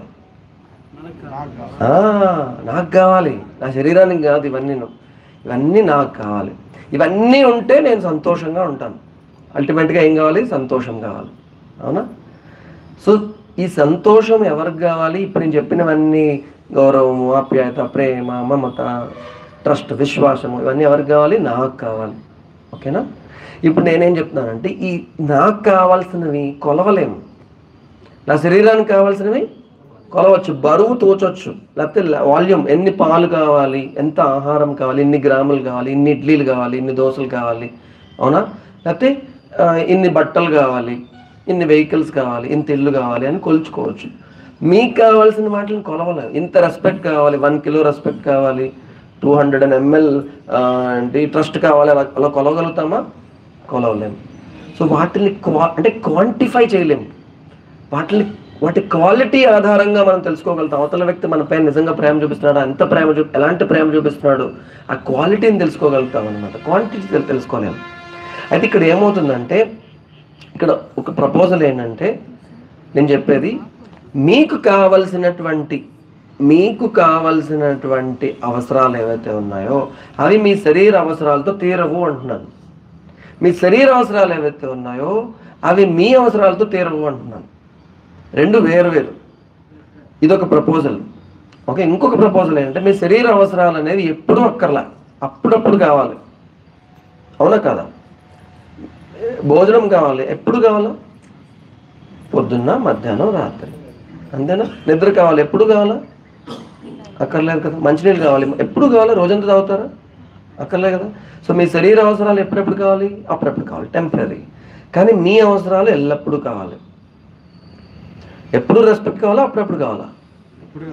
ఎప్పుడు కావాలి. అవునా? సో ఇక్కడ ప్రపోజల్ ఏంటంటే, మీ అవసరాలు వేరు, మీ శరీర అవసరాలు వేరు. ఓకే, అండ్ శరీర అవసరాలు అప్పుడప్పుడు కావాలి, మీ అవసరాలు ఎప్పుడు కావాలి. శరీర అవసరాలతో మీ అవసరాలు తీరవు, మీ అవసరాలతో శరీర అవసరాలు తీరవు అంటున్నాను. ఓకే, ఇది అర్థం అవడానికి చిన్న ఎగ్జాంపుల్ చెప్తాను. ఏంటంటే ఎగ్జాంపుల్, ఇప్పుడు మీ పేరేంటండి? శైలజ గారు సార్ మా ఇంటికి భోజనానికి రండి అని పిలిచారు. పిలుస్తారా? పిలిచారు. పిలిస్తే అలాగే రండి వస్తానన్నాను. అప్పుడు శైలజ గారు ఏం చేశారంటే, మా ఆవిడకి కాల్ చేశారు. కాల్ చేసి సార్కి ఏమి ఇష్టమో ఏం తింటారని అడిగారు. ఆవిడేమో ఊరికనే మొత్తం లిస్ట్ చెప్పింది. లిస్ట్ చెప్తే ఇవి నిజంగానే మొత్తం లిస్ట్ అంతా రెడీ చేసి పెట్టేశారు. కొన్ని ఆవిడకి తెలియకపోతే ఎలా తయారు చేయాలో వేరే వాళ్ళని అడిగి మరీ తయారు చేసి పెట్టారు. మొత్తం టేబుల్ అంతా అరేంజ్ చేశారు. నేను వచ్చాను వాళ్ళ ఇంటికి. గేట్ దగ్గర నిలబడి ఉన్నారు ఆవిడ, ఇంట్లో మెంబర్స్ అందరూ కూడా. నేను వెళ్ళగానే ఆవిడ ఏమన్నారంటే, సార్ మీకు నచ్చిన ఐటమ్స్ అన్నీ టేబుల్ పైన రెడీగా పెట్టాను, మీరు చక్కగా మాకు చిన్న పని ఉంది మేము బయటకు వెళ్తున్నాం, మీరు తినేసి చేయగడిగేసుకుని తాళం వేసేసి పక్కింట్లో ఇచ్చేసి వెళ్ళిపోండి అని చెప్పారు. నేను తింటానా? ఎందుకు తిన్ను? బాగా ఆకలేసి ఉన్నాను. శరీరానికి కావాల్సినవి అక్కడ ఉన్నాయి. ఏంటి మిస్సింగ్ అక్కడ? రెస్పెక్ట్. ఎవరి అవసరం అది? నా అవసరం. నా అవసరం అక్కడ తీరలా. అంటే శరీరానికి కావాల్సిన దాంతో నా అవసరం తీరదు. ఓకే, సరే. ఇంకోటి ఊహించుకోండి, మీ పేరేంటన్నారు? శైలజ గారి ఇంటికి వెళ్ళాను నేను. వెళ్ళేసరికి ఆవిడ పెద్ద దండతో రెడీగా ఉన్నారు. ఓకే, మెడలో పెద్ద దండ వేశారు, లోపల ఒక సింహాసనం లాంటి ఒక సోఫా మీద కూర్చోబెట్టారు. వాళ్ళ ఇంట్లో వాళ్ళందరినీ పిలిచి పరిచయం చేశారు. ఇలా డాక్టర్ గారు చాలా మంచి స్పీచ్ చెప్పారు, చాలా మంచి సేవా కార్యక్రమాలు చేస్తున్నారు అని బాగా పొగుడుతున్నారు. చుట్టుపక్కల ఉన్న వాళ్ళందరినీ కూడా పిలిచారు, వాళ్ళందరికీ పరిచయం చేశారు. వాళ్ళందరికీ కూర్చోబెట్టి నా చేత ఇంకో స్పీచ్ ఇప్పించారు. ఎంతో గౌరవం ఇస్తున్నారు. మధ్యలో సన్మానం చేశారు, శాలువా కప్పారు. ఓకే, పొద్దున్న 10, 11, 12, 1 గంట, 2, 3, 4 అయిపోయింది. మధ్య మధ్యలో ఆవిడ లోపలికి వెళ్ళి భోజనం చేసి మళ్ళీ వచ్చి నాకు రెస్పెక్ట్ ఇస్తున్నారు. అలా రెస్పెక్ట్ ఇస్తూనే ఉన్నారు. నెక్స్ట్ టైం శైలజ గారు పిలిస్తే వెళ్తారా? ఎందుకు? ఎంత రెస్పెక్ట్ ఇచ్చారు. నాకు కావాల్సింది ఇచ్చారు కానీ శరీరానికి కావాల్సింది ఇవ్వాల. అవునా? అంటే ఆ రెస్పెక్ట్తో శరీర అవసరాలు తీరవు. అంటే దేని అవసరాలు దానివే. ఓకేనా? ఇప్పుడు ప్రపోజల్ ఏంటంటే శరీర అవసరాలు అప్పుడప్పుడు కావాలి, నా అవసరాలు ఎల్లప్పుడూ కావాలి. ఓకే, శైలజ గారు ఇంటికి వెళ్ళాను సార్. వెళ్తే ఆవిడ దండ వేశారు, సోఫా మీద కూర్చోబెట్టారు, అందరినీ పిలిచి పరిచయం చేశారు. మంచి బ్రహ్మాండమైనటువంటి టేస్టీ టిఫిన్ పెట్టారు. ఏదో ఉప్మా పెసరట్టు పెట్టారు, తిన్నాను. తిన్న తర్వాత మంచిగా వేసవి కోసం అని చెప్పి ఏదో సుగంధి పానకం, మంచి డ్రింక్స్ అవన్నీ ఇచ్చారు, తాగాను. వాళ్ళ మధ్యాహ్నం షడ్రసోపేతమైన భోజనం, పంచభక్ష పరిమాణాలతో మంచి భోజనం పెట్టారు.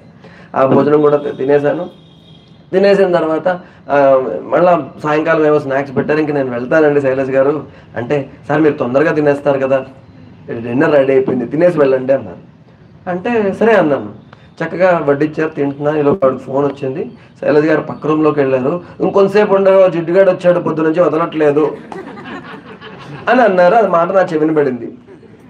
నెక్స్ట్ టైం శైలజ గారు నేను చూసినప్పుడు ఆవిడ వేసిన దండ, ఇచ్చిన గౌరవము, పుట్టిన భోజనము, ఆ పంచభక్ష పరిమాణాలు ఇవన్నీ గుర్తొస్తాయా? లాస్ట్ ఫోన్ కాల్ గుర్తొస్తుందా? ఎందుకండి? కాదు, ఆవిడ పొద్దున్న నుంచి బోర్డు రెస్పెక్ట్ ఇచ్చారు కదా.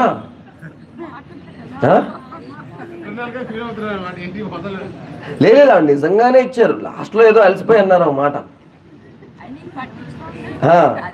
అదే గుర్తుంటుంది. అంటే మనకు కావాల్సింది అప్పుడప్పుడు ఇచ్చినా సరిపోతుంది, మన శరీరానికి కావాల్సింది అప్పుడప్పుడు ఇచ్చినా సరిపోతుంది, కానీ మనకు కావాల్సింది నిరంతరం కావాలి. రెస్పెక్ట్ అనేది, ట్రస్ట్ అనేది నిరంతరం కావాలి. మన ఇళ్లల్లో డిస్కషన్ జరుగుతుంది చూడండి. నేను ఎప్పుడు బాగా చూసుకుంటాను కదా, ఒక మాట అంటే ఏమైపోయింది అని అంటారా లేదా? అంటే ఒక్క క్షణం కూడా అవతల వ్యక్తికి అనుమానం రాకూడదు, వీడికి నా మీద రెస్పెక్ట్ లేదు అనే అనుమానం రాకూడదు అనమాట. వస్తే రిలేషన్షిప్లో క్రాక్స్ వస్తాయి. సో మనం ఈ సంబంధాలు బాగుండాలంటే ఈ మూల్యాల్ని బాగా చూసుకోవాలన్నమాట. నాకు కావాల్సినవి నేను ఎలాగ సమకూర్చుకుంటానో అలాగే అందరికీ ఇవ్వాలి. ఇవన్నీ ఈ ప్రేమ, మమత, ఆప్యాయత ఇవన్నీ కూడా ఎల్లప్పుడు ఇవ్వాలి. సో ఇప్పుడు ఏమవుతుందంటే వీడిని ఇచ్చే టైం లేదు. దానివల్ల వాటిని వీఆర్ రిప్లేసింగ్ విత్. ఇప్పుడు పిల్లవాడు నాన్న నాతో ఆడుకో అంటాడు, ఆడుకోవడానికి నాన్న టైం ఉండదు. సో వాడు ఏం అడుగుతున్నాడు? వాత్సల్యం అడుగుతున్నాడు, వాడి సెల్ఫ్ కోసం అడుగుతున్నాడు. వాత్సల్యం ఇచ్చే సమయం లేదు కాబట్టి దాన్ని రిప్లేస్ విత్ నేను బయటకు వెళ్ళాలరా, లేదు నాతో ఆడుకో అంటే, అలా కాదు నేను బయటకు వెళ్తాను, వచ్చేటప్పుడు నీకు బ్యాట్ కొనిస్తాను, చాక్లెట్ తెస్తాను అంటే వాత్సల్యాన్ని మమతతో రిప్లేస్ చేస్తున్నారు. మమత అంటే నీ శరీరానికి పట్టించుకోవడానికి కావాల్సినటువంటి కేర్ తీసుకోవడానికి మమత అంటారు, కేర్ అంటారు. వాత్సల్యం అంటే గైడెన్స్. గైడెన్స్ అంటే నీ సెల్ఫ్కి నీకేం కావాలో అది. తండ్రి పిల్లవాడితో కూర్చుని వాడికి మంచి బుద్ధులు చెప్పి మంచి సంస్కారాన్ని ఇచ్చి వాడితో ఎంతో ఎంజాయ్ చేసి ఆడుకుంటే అది వాత్సల్యం అంటారు అనమాట. ఓకేనా? సో మనం కన్ఫ్యూజ్ అయిపోతున్నాం. నా శరీరానికి వేరే అవసరాలు ఉన్నాయి, నాకు వేరే అవసరాలు ఉన్నాయి తెలియక నా శరీరమే నేను అనుకుని నా శరీర అవసరాలు ఏవైతే ఉన్నాయో వాటి నుండి నేను ఆనందాన్ని పొందే ప్రయత్నం చేస్తున్నాను. ఆనందం ఎక్కడి నుంచి వస్తుంది? నా అవసరాల నుంచి వస్తుంది. కానీ కన్ఫ్యూజ్ అయిపోయి నేనే నా శరీరం అనుకుని నా శరీర అవసరాలు ఏంటి? ఆహారం. ఆహారం నుండి ఆనందం పొందే ప్రయత్నం చేస్తున్నాను.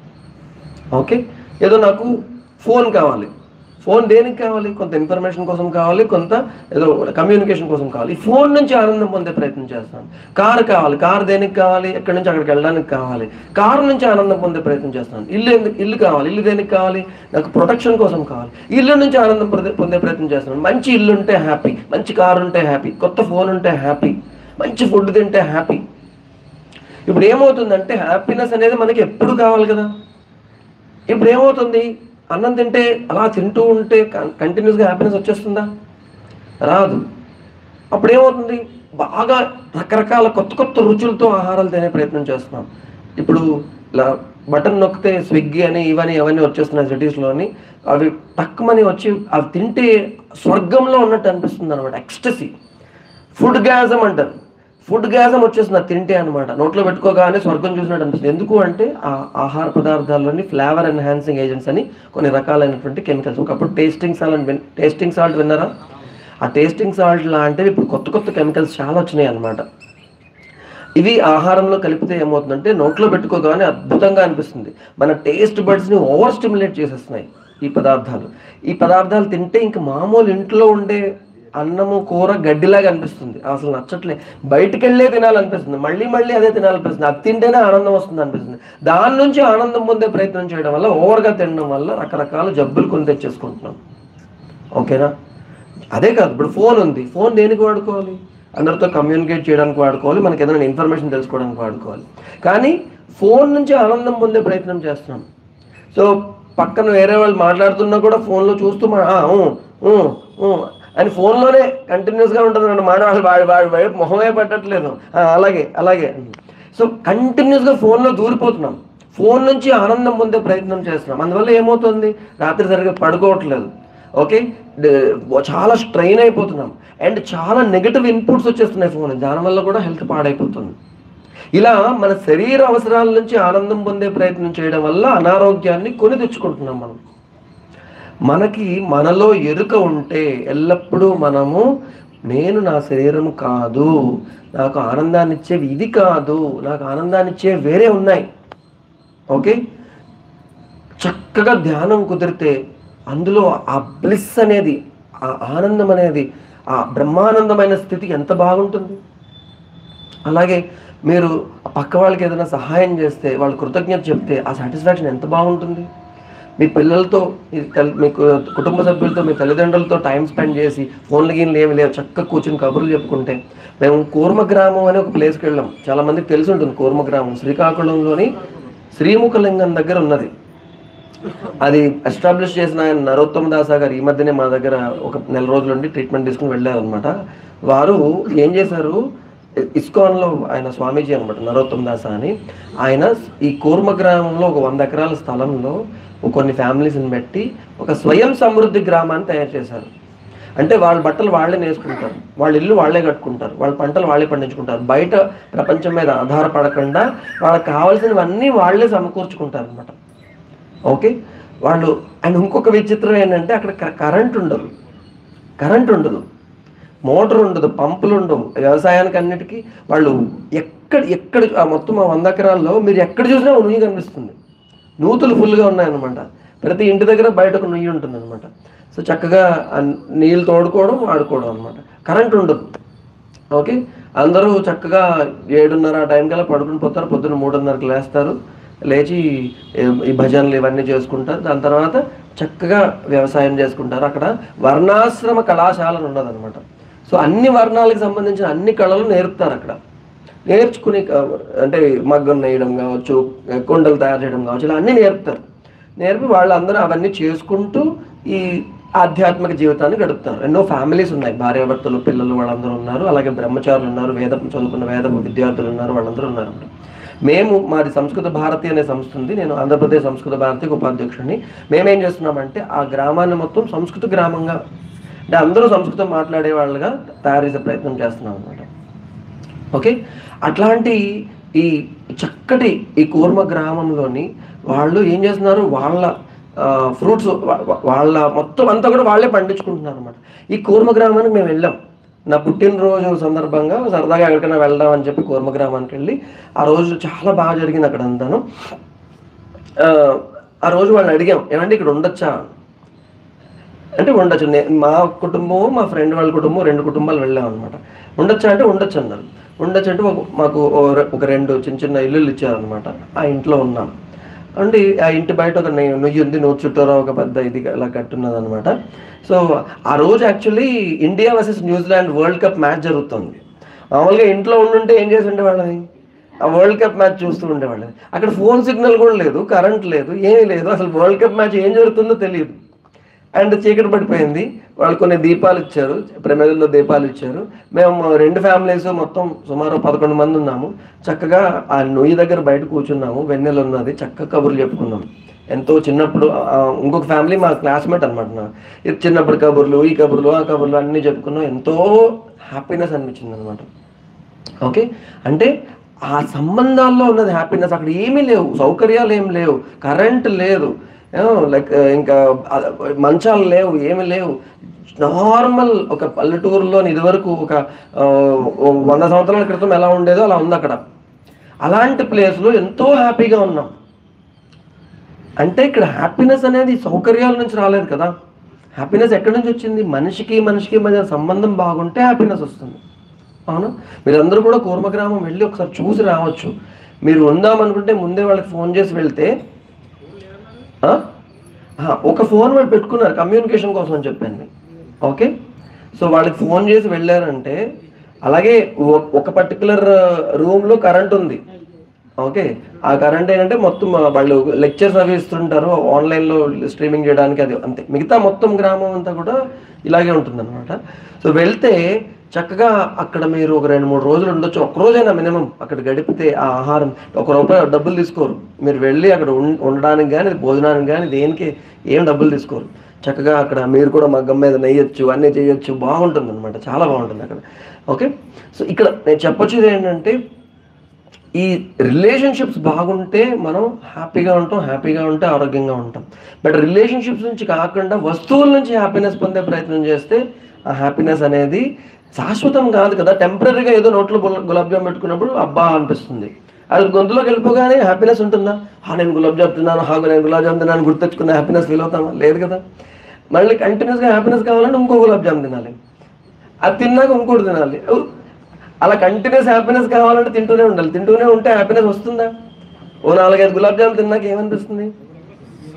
ఎనీ ఫిజికల్ ఫెసిలిటీ ఏదైనా, శరీరానికి సంబంధించింది ఏదైనా స్టార్టింగ్లో అవసరం అనిపిస్తుంది, తర్వాత అనవసరం అనిపిస్తుంది, దాని తర్వాత వెగట పుడుతుంది, దాని తర్వాత అసహనీయం అయిపోతుంది. ఏదైనా సరే అవే మంచి ఇష్టమైన గులాబ్ జాములు 4 తిన్నాక ఇంకా అక్కర్లేదు, టేస్ట్ మారిపోతుంది అనమాట. టేస్ట్ మారిపోయిన తర్వాత అబ్బా వద్దు అనిపిస్తుంది. ఇంకా పెట్టామనుకోండి వామిటింగ్ అయిపోతుంది. అవునా కదా. ఓకే, సో శరీర అవసరాలు అంతే. నా అవసరాలు ఏవైతే ఉన్నాయో, నా అవసరాలు కంటిన్యూస్గా కావాలి, కంటిన్యూస్గా నాకు జ్ఞానం కావాలి, నిరంతరం నేను ఎరుకలో ఉండాలి. ఇక్కడ ఇంపార్టెంట్ పాయింట్ ఏంటంటే ఎరుకలో ఉండాలి. నేనంటే నా శరీరం కాదు, నా శరీరం ఒక అద్భుతమైనటువంటి పనిముట్టు. భగవంతుడు దీన్ని వాడుకోమని ఇచ్చాడు. ఎందుకు వాడుకోమని ఇచ్చాడు? దేనికోసం ఇచ్చాడు శరీరాన్ని? మనందరము ఈ భూమి మీదకి ఏదో ఒక పర్పస్తో వచ్చాం, ఏదో ఒక పని సాధించడానికి వచ్చాం. ఆ పర్పస్ ఏంటో తెలుసుకొని దాన్ని సాధించడానికి ఇది ఒక ఇన్స్ట్రుమెంట్, అంతే. ఆ పర్పస్ మర్చిపోయాం మనము. ఈ ఇన్స్ట్రుమెంట్ని ఎట్లా బాగా దానికి కావాల్సినవన్నీ ఇవ్వాలి, దానిలో పడిపోయాం. దీన్ని కాపాడుకోవడానికి మంచి ఇల్లు కట్టుకోవాలి, దీన్ని కంఫర్టబుల్గా ఉంచడానికి మంచి కారు కొనుక్కోవాలి, దీన్ని సుఖపెట్టడానికి మనం ఏవేవో చేస్తున్నాం. దీంతో మనం సాధించడానికి, ఏ పని సాధించడానికి వచ్చాం, మనందరికీ ఏదో ఒక టాలెంట్ ఉంటుంది. ఆ టాలెంట్ ద్వారా మనము హయ్యర్ లెవెల్కి వెళ్ళడానికి, అలాగే ఆ టాలెంట్ ద్వారా అందరికీ ఉపయోగపడడానికి, మన జీవిత పరమార్థాన్ని సాధించడానికి, ఆ మార్గంలో ప్రయాణించడానికి ఇది అద్భుతమైనటువంటి పనిముట్టు కదా. అదేంటో మనం తెలుసుకోవాలి, దాంతో ఈ శరీరాన్ని వాడుకోవడానికి ఈ జ్ఞానం కావాలి. అవునా, ఆ జ్ఞానాన్ని మనం అందరం కూడా సంపాదించాలి. ఇప్పుడు శరీరానికి అవసరాలు ఉన్నాయనుకున్నాం కదా. సో మనం ఆరోగ్యంగా ఉండడానికి మన నీడ్స్ ఏంటి అంటే, మనకి ఏం కావాలి, ఏముంటే మనం ఎల్లప్పుడూ ఆరోగ్యంగా కాదు, సరే అసలు బతకడానికి మనకి ఏం కావాలి? ఏం లేకపోతే మనం బతకం, చెప్పండి. గాలి కావాలి, నీరు కావాలి, ఆహారం కావాలి, నిద్ర కావాలి. నిద్ర లేకపోతే 10 రోజులు కూడా మంచి బతకలేమన్నమాట. ఈ 4 సరిగ్గా తీసుకుంటున్నామా? గాలి ఎంత కావాలి? ఎంత కావాలి గాలి? ఎంత? అదే ఎంత? 7 లీటర్సా? ఎందుకు ఉంటుందండి? అరే భలే చెప్పారు. మీరు కరోనా టైంలోని ఆక్సిజన్ సిలిండర్లు పెట్టుకుని, ఆక్సిజన్ కాన్సన్ట్రేటర్లు పెట్టుకుని నిమిషానికి 2 లీటర్లు, నిమిషానికి 5 లీటర్లు అలా ఎంత గాలిస్తే పల్స్ ఆక్సిమీటర్లో 98% వస్తుంది, 99% వస్తుంది. కొంచెం తగ్గిపోగానే మళ్ళీ ఆక్సిజన్ పెంచుకుని గాలి కొలత లేకపోవడం అండి. గాలి లీటర్లో కొలుస్తారు. ఎన్ని లీటర్లు కావాలి గాలి?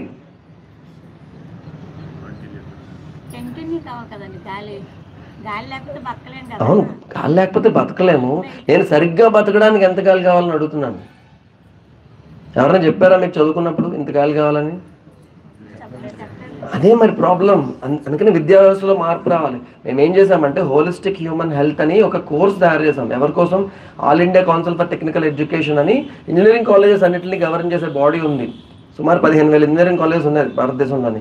వీటన్నిటిలో ఫస్ట్ ఇయర్ చేరేటువంటి ఇంజనీరింగ్ స్టూడెంట్స్కి ఈ జ్ఞానాన్ని అందించడానికి ఒక కోర్స్ తయారు చేసాం. ఒక బుక్ రాశాను, హోలిస్టిక్ హ్యూమన్ హెల్త్ అని. నేను all India council for technical education national coordination committee మెంబర్ని, అలాగే హెల్త్ సిలబస్ కమిటీకి కోఆర్డినేటర్ అనమాట. మేము 3 డాక్టర్స్ కలిసి ఒక బుక్ రాసాము, సిలబస్ తయారు చేసాము. చాలా చోట్ల ఈ కోర్స్ నడుస్తుంది. ఒక 1-2 ఇయర్స్లో మొత్తం అన్ని కాలేజెస్లోని ఫుల్ కంపల్సరీ కోర్స్ అవుతుందన్నమాట. ఫస్ట్ ఇయర్ జాయిన్ అవ్వగానే స్టూడెంట్ ఇండక్షన్ ప్రోగ్రామ్ అని ఉంటుంది 21 days. అందులో ఇది ఒక పార్ట్ అనమాట. 42 గంటల కోర్స్ అనమాట. ఓకే, సో ఈ కోర్సులో ఈ విషయాలన్నీ కూడా మనం బాగా ఉండడానికి ఏమేం చేయాలి అవన్నీ కూడా, హెల్తీగా ఉండడానికి, డాక్టర్ అవసరం లేకుండా ఆరోగ్యంగా బతకడానికి కావాల్సినవన్నీ కూడా ఆ జ్ఞానాన్ని, ముఖ్యంగా ఆరోగ్య సూత్రాలని, యూనివర్సల్ హెల్త్ ప్రిన్సిపల్స్ని పెట్టామన్నమాట. ఓకే, సో మనం గాలి పీల్చుకున్నప్పుడు ఒకసారి గాలి పీల్చితే 2.5 లీటర్లు గాలి లోపల తీసుకోగలుగుతాం. మన లంగ్స్ ఫుల్గా నింపితే 6 లీటర్లు, 7 కాదు 6 లీటర్లు గాలి నిండుతుంది అనమాట లంగ్స్లోని. ఓకే, ఒకసారి పీల్చుకున్నప్పుడు 2.5 లీటర్లు గాలి పీల్చుకోగలుగుతాం.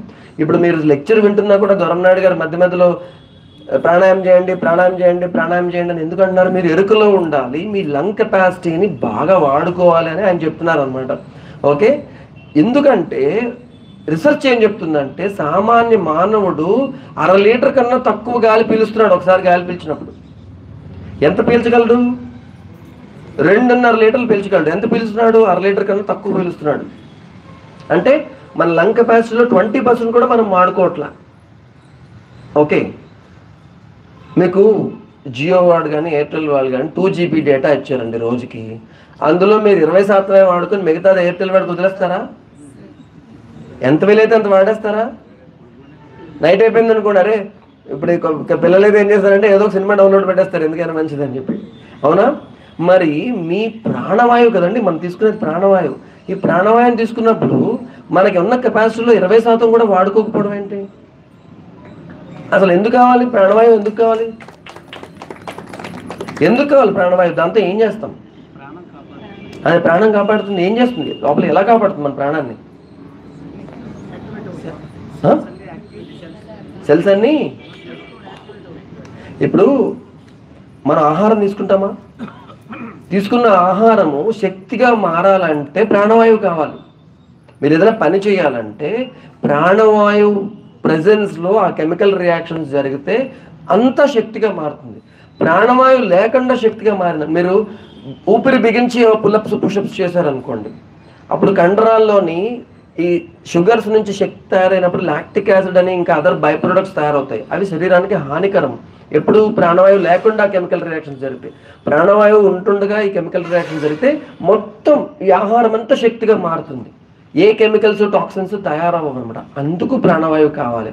ఈ ప్రాణవాయువు ఉంటే మీ మెదడు బాగా పనిచేస్తుంది. నా పిడికిల్ సైజ్ చూసారా ఎంత ఉంది? నా మొత్తం శరీరంలో ఈ పిడికిల్ ఎంత పర్సంటేజ్ ఉంటుంది? 1%, 2% ఉంటుంది అంతేనా? నా పిడికిలి. నా బ్రెయిన్ సైజ్ ఇంతే. మీ బ్రెయిన్ సైజ్ మీ పిడికిల్ అంత ఉంటుంది. ఓకేనా? ఎంత ఉంటుంది బ్రెయిన్ అంటే 1%, 2% సైజ్ ఉన్నటువంటి బ్రెయిన్ మీరు తీసుకుంటున్న ప్రాణవాయువులో 20% తీసుకుంటుంది. ఎంత? 20% ఆక్సిజన్ తీసుకుంటుంది మీరు తీసుకున్న ఆక్సిజన్ ప్రాణవాయువులో. ఎందుకు? బ్రెయిన్ సరిగ్గా పనిచేయాలంటే ప్రాణవాయువు కావాలి.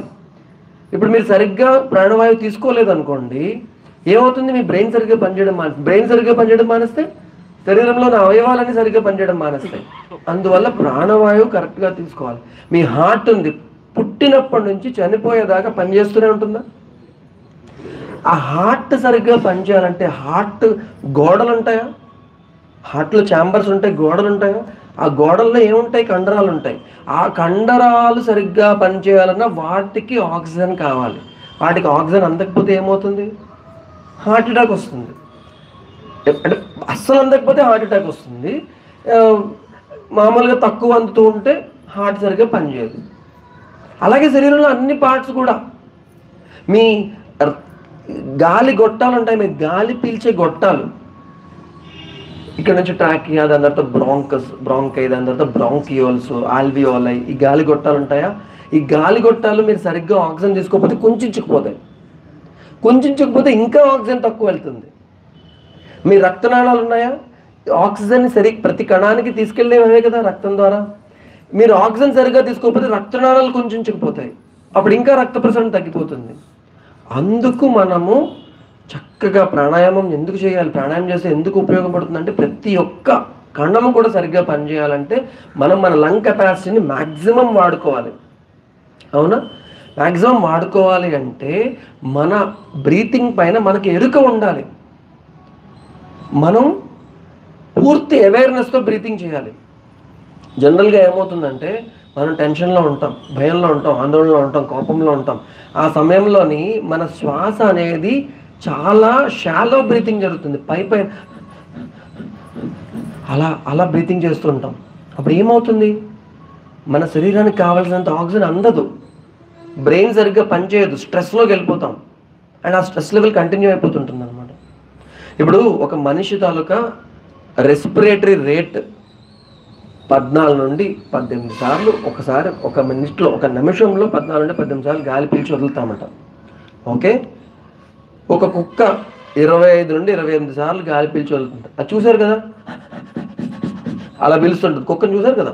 ఓకే? ఒక తాబేలు 5 నుంచి 8 సార్లు గాలి పీల్చి వదులుతుంది నిమిషానికి.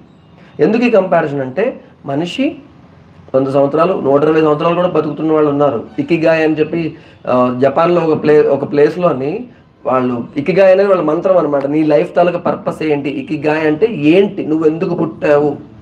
దాని గురించి ఆలోచిస్తూ వాళ్ళు ఎల్లప్పుడూ జీవితం అంతా కూడా స్వస్థులై 120 సంవత్సరాల వాళ్ళు కూడా ఎంతో ఆరోగ్యంగా అన్ని పనులు చేసుకుంటారు అనమాట. వాళ్ళకి రిటైర్మెంట్ అనే కాన్సెప్ట్ లేదు. ఓకే? సో అలా బతకొచ్చు మనిషి. కుక్క అయితే ఒక 15-20 సంవత్సరాలు బతుకుతుంది మ్యాక్సిమం. అదే తాబేలు 200-300 సంవత్సరాలు బతుకుతుంది. అంటే మన రెస్పిరేటరీ రేటు ఎంత తక్కువ ఉంటే మన ఆయుష్ అంత ఎక్కువ ఉంటుంది. ఈ ఇకిగాయ్ ఎవరైతే ఈ కొన్ని గ్రీన్ జోన్స్ అని ఉన్నాయి ప్రపంచంలో, కొన్ని గ్రీన్ జోన్స్. ఆ గ్రీన్ జోన్స్లో గ్రీన్ జోన్స్ బ్లూ జోన్స్ అంటారు వాటిని. అక్కడ వాళ్ళు 100 సంవత్సరాల పైన ఎక్కువ మంది బతుకుతారు అనమాట. ఆ వాటిని బ్లూ జోన్స్ అన్నారు. జపాన్లో ఒక ప్లేసు, ఇలా కొన్ని ప్రదేశాలు ఉన్నాయన్నమాట. సో ఇక్కడ వీళ్ళందరూ కూడా అంత ఆరోగ్యంగా బతకడానికి ఏంటి అంటే, వాళ్ళ శ్వాస పట్ల ఎరుకలో ఉంటారు. ఎరుక, నా గాలి ఎట్లా పీలుస్తున్నాను నేను. ఓకే? దీనికి కొన్ని సూత్రాలు చెప్తాను మీకు. ముక్కు ద్వారా పీల్చాలి. ఎందుకు ముక్కు ద్వారానే పీల్చాలి? నోటి ద్వారా ఎందుకు పీల్చకూడదు? ముక్కు ఫిల్టర్ చేస్తుందని తెలుసు గాలిని. అది కాకుండా మనం ముక్కులోంచి డైరెక్ట్గా గాలి పీల్చినప్పుడు చల్లటి గాలి లోపలికి వెళ్తే దానికి కొంత ఉష్ణత్వాన్ని, వెచ్చదనాన్ని యాడ్ చేస్తుంది. అలాగే పొడిగా ఉండే గాలిని ముక్కులోంచి పీలిస్తే ఆ పొడిగా ఉండే గాలి లంగ్స్ని డ్యామేజ్ చేస్తుంది. అలాగే చల్లగా ఉండే గాలి లంగ్స్ని డ్యామేజ్ చేస్తుంది. ఆ పొడిగా ఉన్న గాలిలో తేమని యాడ్ చేస్తుంది, తేమ. ఓకే? అదే నోట్తో గాలిగా పీల్చాం అనుకోండి, పొడిగా చల్లగా ఉండే గాలి లంగ్స్లోకి వెళ్తే లంగ్స్ డ్యామేజ్ అవుతాయి, లంగ్స్ సెల్స్ డ్యామేజ్ అవుతాయి అనమాట. అందుకని ముక్కు ద్వారా పీల్చాలి. ఓకేనా? ఎప్పుడు ముక్కు ద్వారా పీలుస్తున్నామా నోటి ద్వారా పీలుస్తున్నామా గమనించాలి. ఓకే? అలాగే డయాఫ్రమాటిక్ బ్రీతింగ్ అంటారు. ఇక్కడ ఈ పొట్టని వెనక్కి అంటూ గాలి వదలాలి, పొట్టని బాగా బయటికి తీసుకొస్తూ, చెస్ట్ని బాగా బయటికి తీసుకొస్తూ గాలిని పీల్చాలి. చాలామంది పీల్చేటప్పుడు పొట్ట లోపలికి తీసుకెళ్తారు, రివర్స్ అనమాట. చేయకూడదు, ఎంత మాత్రం చేయకూడదు. పీలుస్తున్నప్పుడు లోపలికి వెళ్ళకూడదు, పొట్ట పీలుస్తున్నప్పుడు బయటికి రావాలి. ఈ డయాఫ్రమాటిక్ బ్రీతింగ్ అంటే ఊపిరితిత్తులు ఇక్కడ దాకే ఉంటాయి. అవి పూర్తిగా మీరు గాలి పీల్చుకుంటే డబల్ సైజ్ అవుతాయి, బెలూన్స్ లాగా. గాలి వదిలితే పెద్దదవుతుంది కదా అలాగా. మరి డబల్ సైజ్ అవ్వాలంటే వాటికి స్పేస్ క్రియేట్ చేయాలి కదా, లోపల స్పేస్ లేదు కదా, ఆర్గాన్స్ ఉన్నాయి కదా. స్పేస్ క్రియేట్ చేయాలంటే ఛాతీని పొట్టని పెద్దది చేయాలి గాలి పీల్చినప్పుడు. కాన్షియస్గా మీరు ఈ diaphragmatic breathing, this is the మంత్ర. పొట్టను లోపలికంటూ గాలి వదలడం, పొట్టను బయటికి తీసుకొస్తూ గాలిని బయటికి తీసుకోవడం, ఇలా చేయాలన్నమాట. అలాగే రిథమాటిక్ బ్రీతింగ్ చేయాలి. రిథమాటిక్ బ్రీతింగ్ అంటే ప్రకృతిలో ప్రతిదానికి ఒక రిథం ఉంది, ఒక లయ ఉంది, ఒక తాళం ఉంది. ఒక లయ అంటే ఇప్పుడు చూడండి, ఇప్పుడు సూర్యుడు ఉన్నాడా, సమయానికి వచ్చేస్తాడు, సమయానికి దిగిపోతాడు. చంద్రుడు సమయానికి వస్తాడు, సమయానికి వెళ్ళిపోతాడు. అలాగే అలలు, ప్రతిదీ ప్రకృతిలో మీరు ఏది చూసినా ఒక చక్రం ప్రకారం రిథంలో జరుగుతుంటుంది కదా. అలాగే మన శరీరంలో కూడా అన్నీ అలాగే జరుగుతాయి. మన హార్ట్ ఉందా, హార్ట్కి ఒక రిథం ఉంది. ఆ రిథంని ఎలా కొలుస్తాము, ఎలా తెలుసుకుంటాం రిథం బాగుందా లేదా అనేది? ఈసీజీ అని తీస్తాం. దాంట్లో ఏం తెలుస్తుంది? హార్ట్ ఒక లయలో కొట్టుకుంటుందా, లయ తప్పుతుందా? లయ తప్పితే ఏమవుతుంది? ప్రాబ్లం అవుతుంది. ఆ లయ తప్పిందా లేదా ఈసీజీలో తెలుస్తుంది. అలాగే మెదడు ఉందా, మెదడులో వేవ్స్ ఉన్నాయా, ఆ వేవ్స్కి ఒక రిథం ఉంది. ఆ రిథం ఎలా తెలుస్తుంది? ఈఈజీ, ఎలక్ట్రో ఎన్సెఫలోగ్రామ్ అనమాట. ఆ మెదడులో వేవ్స్లో లయ తప్పితే తెలుస్తుంది. అలాగే మన శ్వాసకు కూడా లయ ఉండాలి, ఒక రిథం ఉండాలి. ఒకసారి ఫాస్ట్గా, ఒకసారి స్లోగా, అట్లా కాదు. చక్కగా నిశ్చలమైనటువంటి శ్వాసను తీసుకోవాలన్నమాట. అలాగే రిలాక్స్డ్గా తీసుకోవాలి శ్వాసని. ఇలా బాడీని బిగించేసామనుకోండి, ఈ రెస్పిరేటరీ మజిల్స్ ఉంటాయి, ఇవన్నీ బిగుసుకుపోతే లంగ్స్ బాగా ఎక్స్పాండ్ కావు. రిలాక్స్డ్గా ఉండాలి, బాడీ రిలాక్స్డ్గా ఉండి మనం గాలి పీల్చుకోవాలన్నమాట. అలాగే ఏ సౌండ్స్ చేయకుండా శ్వాస తీసుకోవాలి. ఈ గాలి గొట్టాలు కొంచెంచకపోతే సౌండ్స్ వస్తుంటాయి. ఊపిరితిత్తుల్లో ఏదైనా ప్రాబ్లం ఉంటే, ఏదైనా కఫం ఉంటే పిల్లి కోతలు వస్తుంటాయి. సౌండ్స్ ఏమీ లేకుండా శ్వాస తీసుకోవాలి. ఆ గాలి గొట్టాలు బిగుసుకుపోతే ఏమవుతుంది? రాత్రిపూట గురకొస్తుంది. గురకొస్తుంది అంటే అర్థం ఏంటి? ఈ గాలి గొట్టాలు సరిగ్గా ఓపెన్గా లేవు అని అర్థం. ఈ గురక అనేది ఫస్ట్ అనమాట. తర్వాత ఏమవుతుంది? తర్వాత ఈ మధ్యకాలంలో చాలా మందికి స్లీప్ యాప్నియా అనేటువంటి ఆరోగ్య సమస్య వస్తుంది. స్లీప్ యాప్నియా అంటే ఏంటంటే రాత్రిపూట పడుకుంటే కావలసినంత ప్రాణవాయువు అందడంలా. అందువల్ల వాళ్ళకి రకరకాల జబ్బులు వస్తున్నాయి. ముందు ఇన్స్టెంట్గా ఏమవుతుందంటే వాళ్ళు రోజంతా డ్రౌజీగా ఉండి కునుకుతున్నారు. అలా కార్ డ్రైవ్ చేస్తూ కునుకేస్తున్నారు, యాక్సిడెంట్లు అయిపోతున్నాయి ఈ స్లీప్ యాప్నియా వల్ల అనమాట. ఇంకా ఎన్నో రకరకాల ఆరోగ్య సమస్యలు వస్తున్నాయి. అందువల్ల డాక్టర్లు ఏం చేస్తున్నారు? వాళ్ళకి ఒక మెషిన్ ఇస్తున్నారు. ఆ మెషిన్ పెట్టుకుని పడుకుంటారు అనమాట స్లీప్ యాప్నియా ఉన్నవాళ్ళు. ఆ మెషిన్ ఏం చేస్తుంది? బలవంతంగా ఆక్సిజన్ని తోస్తుంది అనమాట, పంపిస్తుంది. అలా మెషిన్ ఆధారంగా మన వాళ్ళందరూ బతుకుతున్నారు. చాలామంది ఈ మధ్యకాలంలో చాలామంది ఆ మెషిన్లు పట్టుకుని తిరుగుతున్నారు. వాళ్ళు ఎక్కడికి వెళ్ళినా ఆ మెషిన్ పట్టుకుని వెళ్తారనమాట. ఓకే, ఆ గత్యంతరం మనకు రాకూడదు అంటే పూర్తి ఎరుకలో శ్వాస తీసుకోవాలి. ఓకే, సో ఇలా ప్రాణాయామం ప్రాక్టీస్ చేస్తూ ప్రాణాయామాన్ని మీరు అందరికీ అందిస్తే ఏమవుతుందంటే ఈ ప్రాణాయామం అనేది మీరు మీ కుటుంబానికి కానీ, మీరు నెక్స్ట్ ఫ్యూచర్లో మీరు నేర్పబోయే శిష్యులకు కానీ అందరికీ మీరు ప్రపంచంలో మీ జీవితంలో ఇవ్వగలిగిన అన్ని బహుమతుల్లోకి, అన్ని గిఫ్ట్లోకి ది బెస్ట్ గిఫ్ట్ ఈ ప్రాణాయామం అనమాట. మీరు ప్రాణాయామాన్ని అందించారంటే వేరే వాళ్ళకి అంతకు మించిన గిఫ్ట్ ఇంకోటి లేదు. ప్రాణాయామం ఏం చేస్తుంది? Each and every cell regenerate అయ్యేలాగా చేస్తుంది. ప్రతి ఒక్క కణం రిపేర్ అయిపోయి కొత్త కణం తయారవుతుంది అనమాట. అంత అద్భుతమైనటువంటి మార్పు ప్రాణాయామం మీకు తీసుకొస్తుంది. అందుకే మాటిమాటికి దొరనాయుడు గారు లేచి నిలబడి ప్రాణాయామం చేయండి, క్లాస్ వింటూ కూడా ప్రాణాయామం చేయండి అని ఎందుకు చెప్తున్నారు?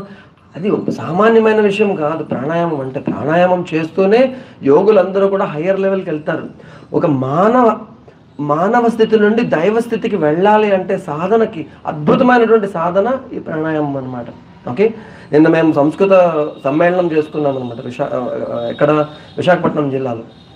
యాక్చువల్లీ ఇది సంస్కృత భారతి వాళ్ళు 4 సంవత్సరాలకు ఒకసారి జిల్లా వారీగా జనపద సమ్మేళనం అంటారు.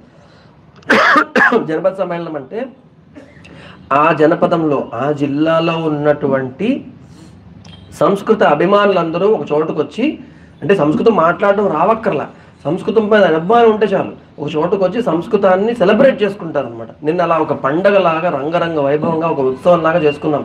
అక్కడ సైన్స్ ఇన్ సంస్కృత అని విజ్ఞాన ప్రదర్శన, అలాగే వస్తు ప్రదర్శన, పుస్తక ప్రదర్శన, ఇంకా వస్త్రాలు, ఆయుర్వస్త్రాలు అని చెప్పి ఆయుర్వేద వనమూలికలతో తయారు చేసిన వస్త్రాలు అనమాట, డైస్ చేసినటువంటి వస్తు ప్రదర్శన, ఆహారంలో ఆయుర్వేద వనమూలికలతో తయారు చేసిన కారపొడులు ఇవన్నీ వాటి ప్రదర్శన, యోగా సంస్కృతం వాంగ్మయంలో యోగా ఎట్లా ఉందని చార్ట్స్ తోటి బ్రహ్మాండమైన అదొక ప్రదర్శన, యోగ ప్రదర్శన, ఇవన్నీ చేశారు. మంచి మంచి కార్యక్రమాలు, నృత్యాలు, గీతాలు, మంచి కామెడీ నాటకాలు ఇవన్నీ కూడా చేసి రోజంతా ఒక ఉత్సవం లాగా అద్భుతంగా చేసుకున్నాం. 350 మంది వచ్చారనమాట నిన్న జరిగింది అది. సో యాక్చువల్లీ జిల్లాల వారీగా అన్ని జిల్లాల్లోనూ చేసుకోమన్నారు. అనకాపల్లి జిల్లాలో కూడా సంస్కృత సమ్మేళనం, జనపద సమ్మేళనం చేయాల్సిందే. మీరందరూ సహకరిస్తే మనం కూడా చేసుకున్నాం ఇక్కడ ఒక రోజు, ఇలాగే సేమ్ అక్కడ ఎలా చేసుకున్నామో అలా ఇక్కడ ఉత్సవం చేసుకున్నాం. అక్కడ నిన్న అందరూ కూడా సంస్కృత భాషను పొగిడారు. దేవ భాష అని పొగిడారు అనమాట. దేవ భాష అంటే దేవతలు మాట్లాడుకునే భాష అని కాదు,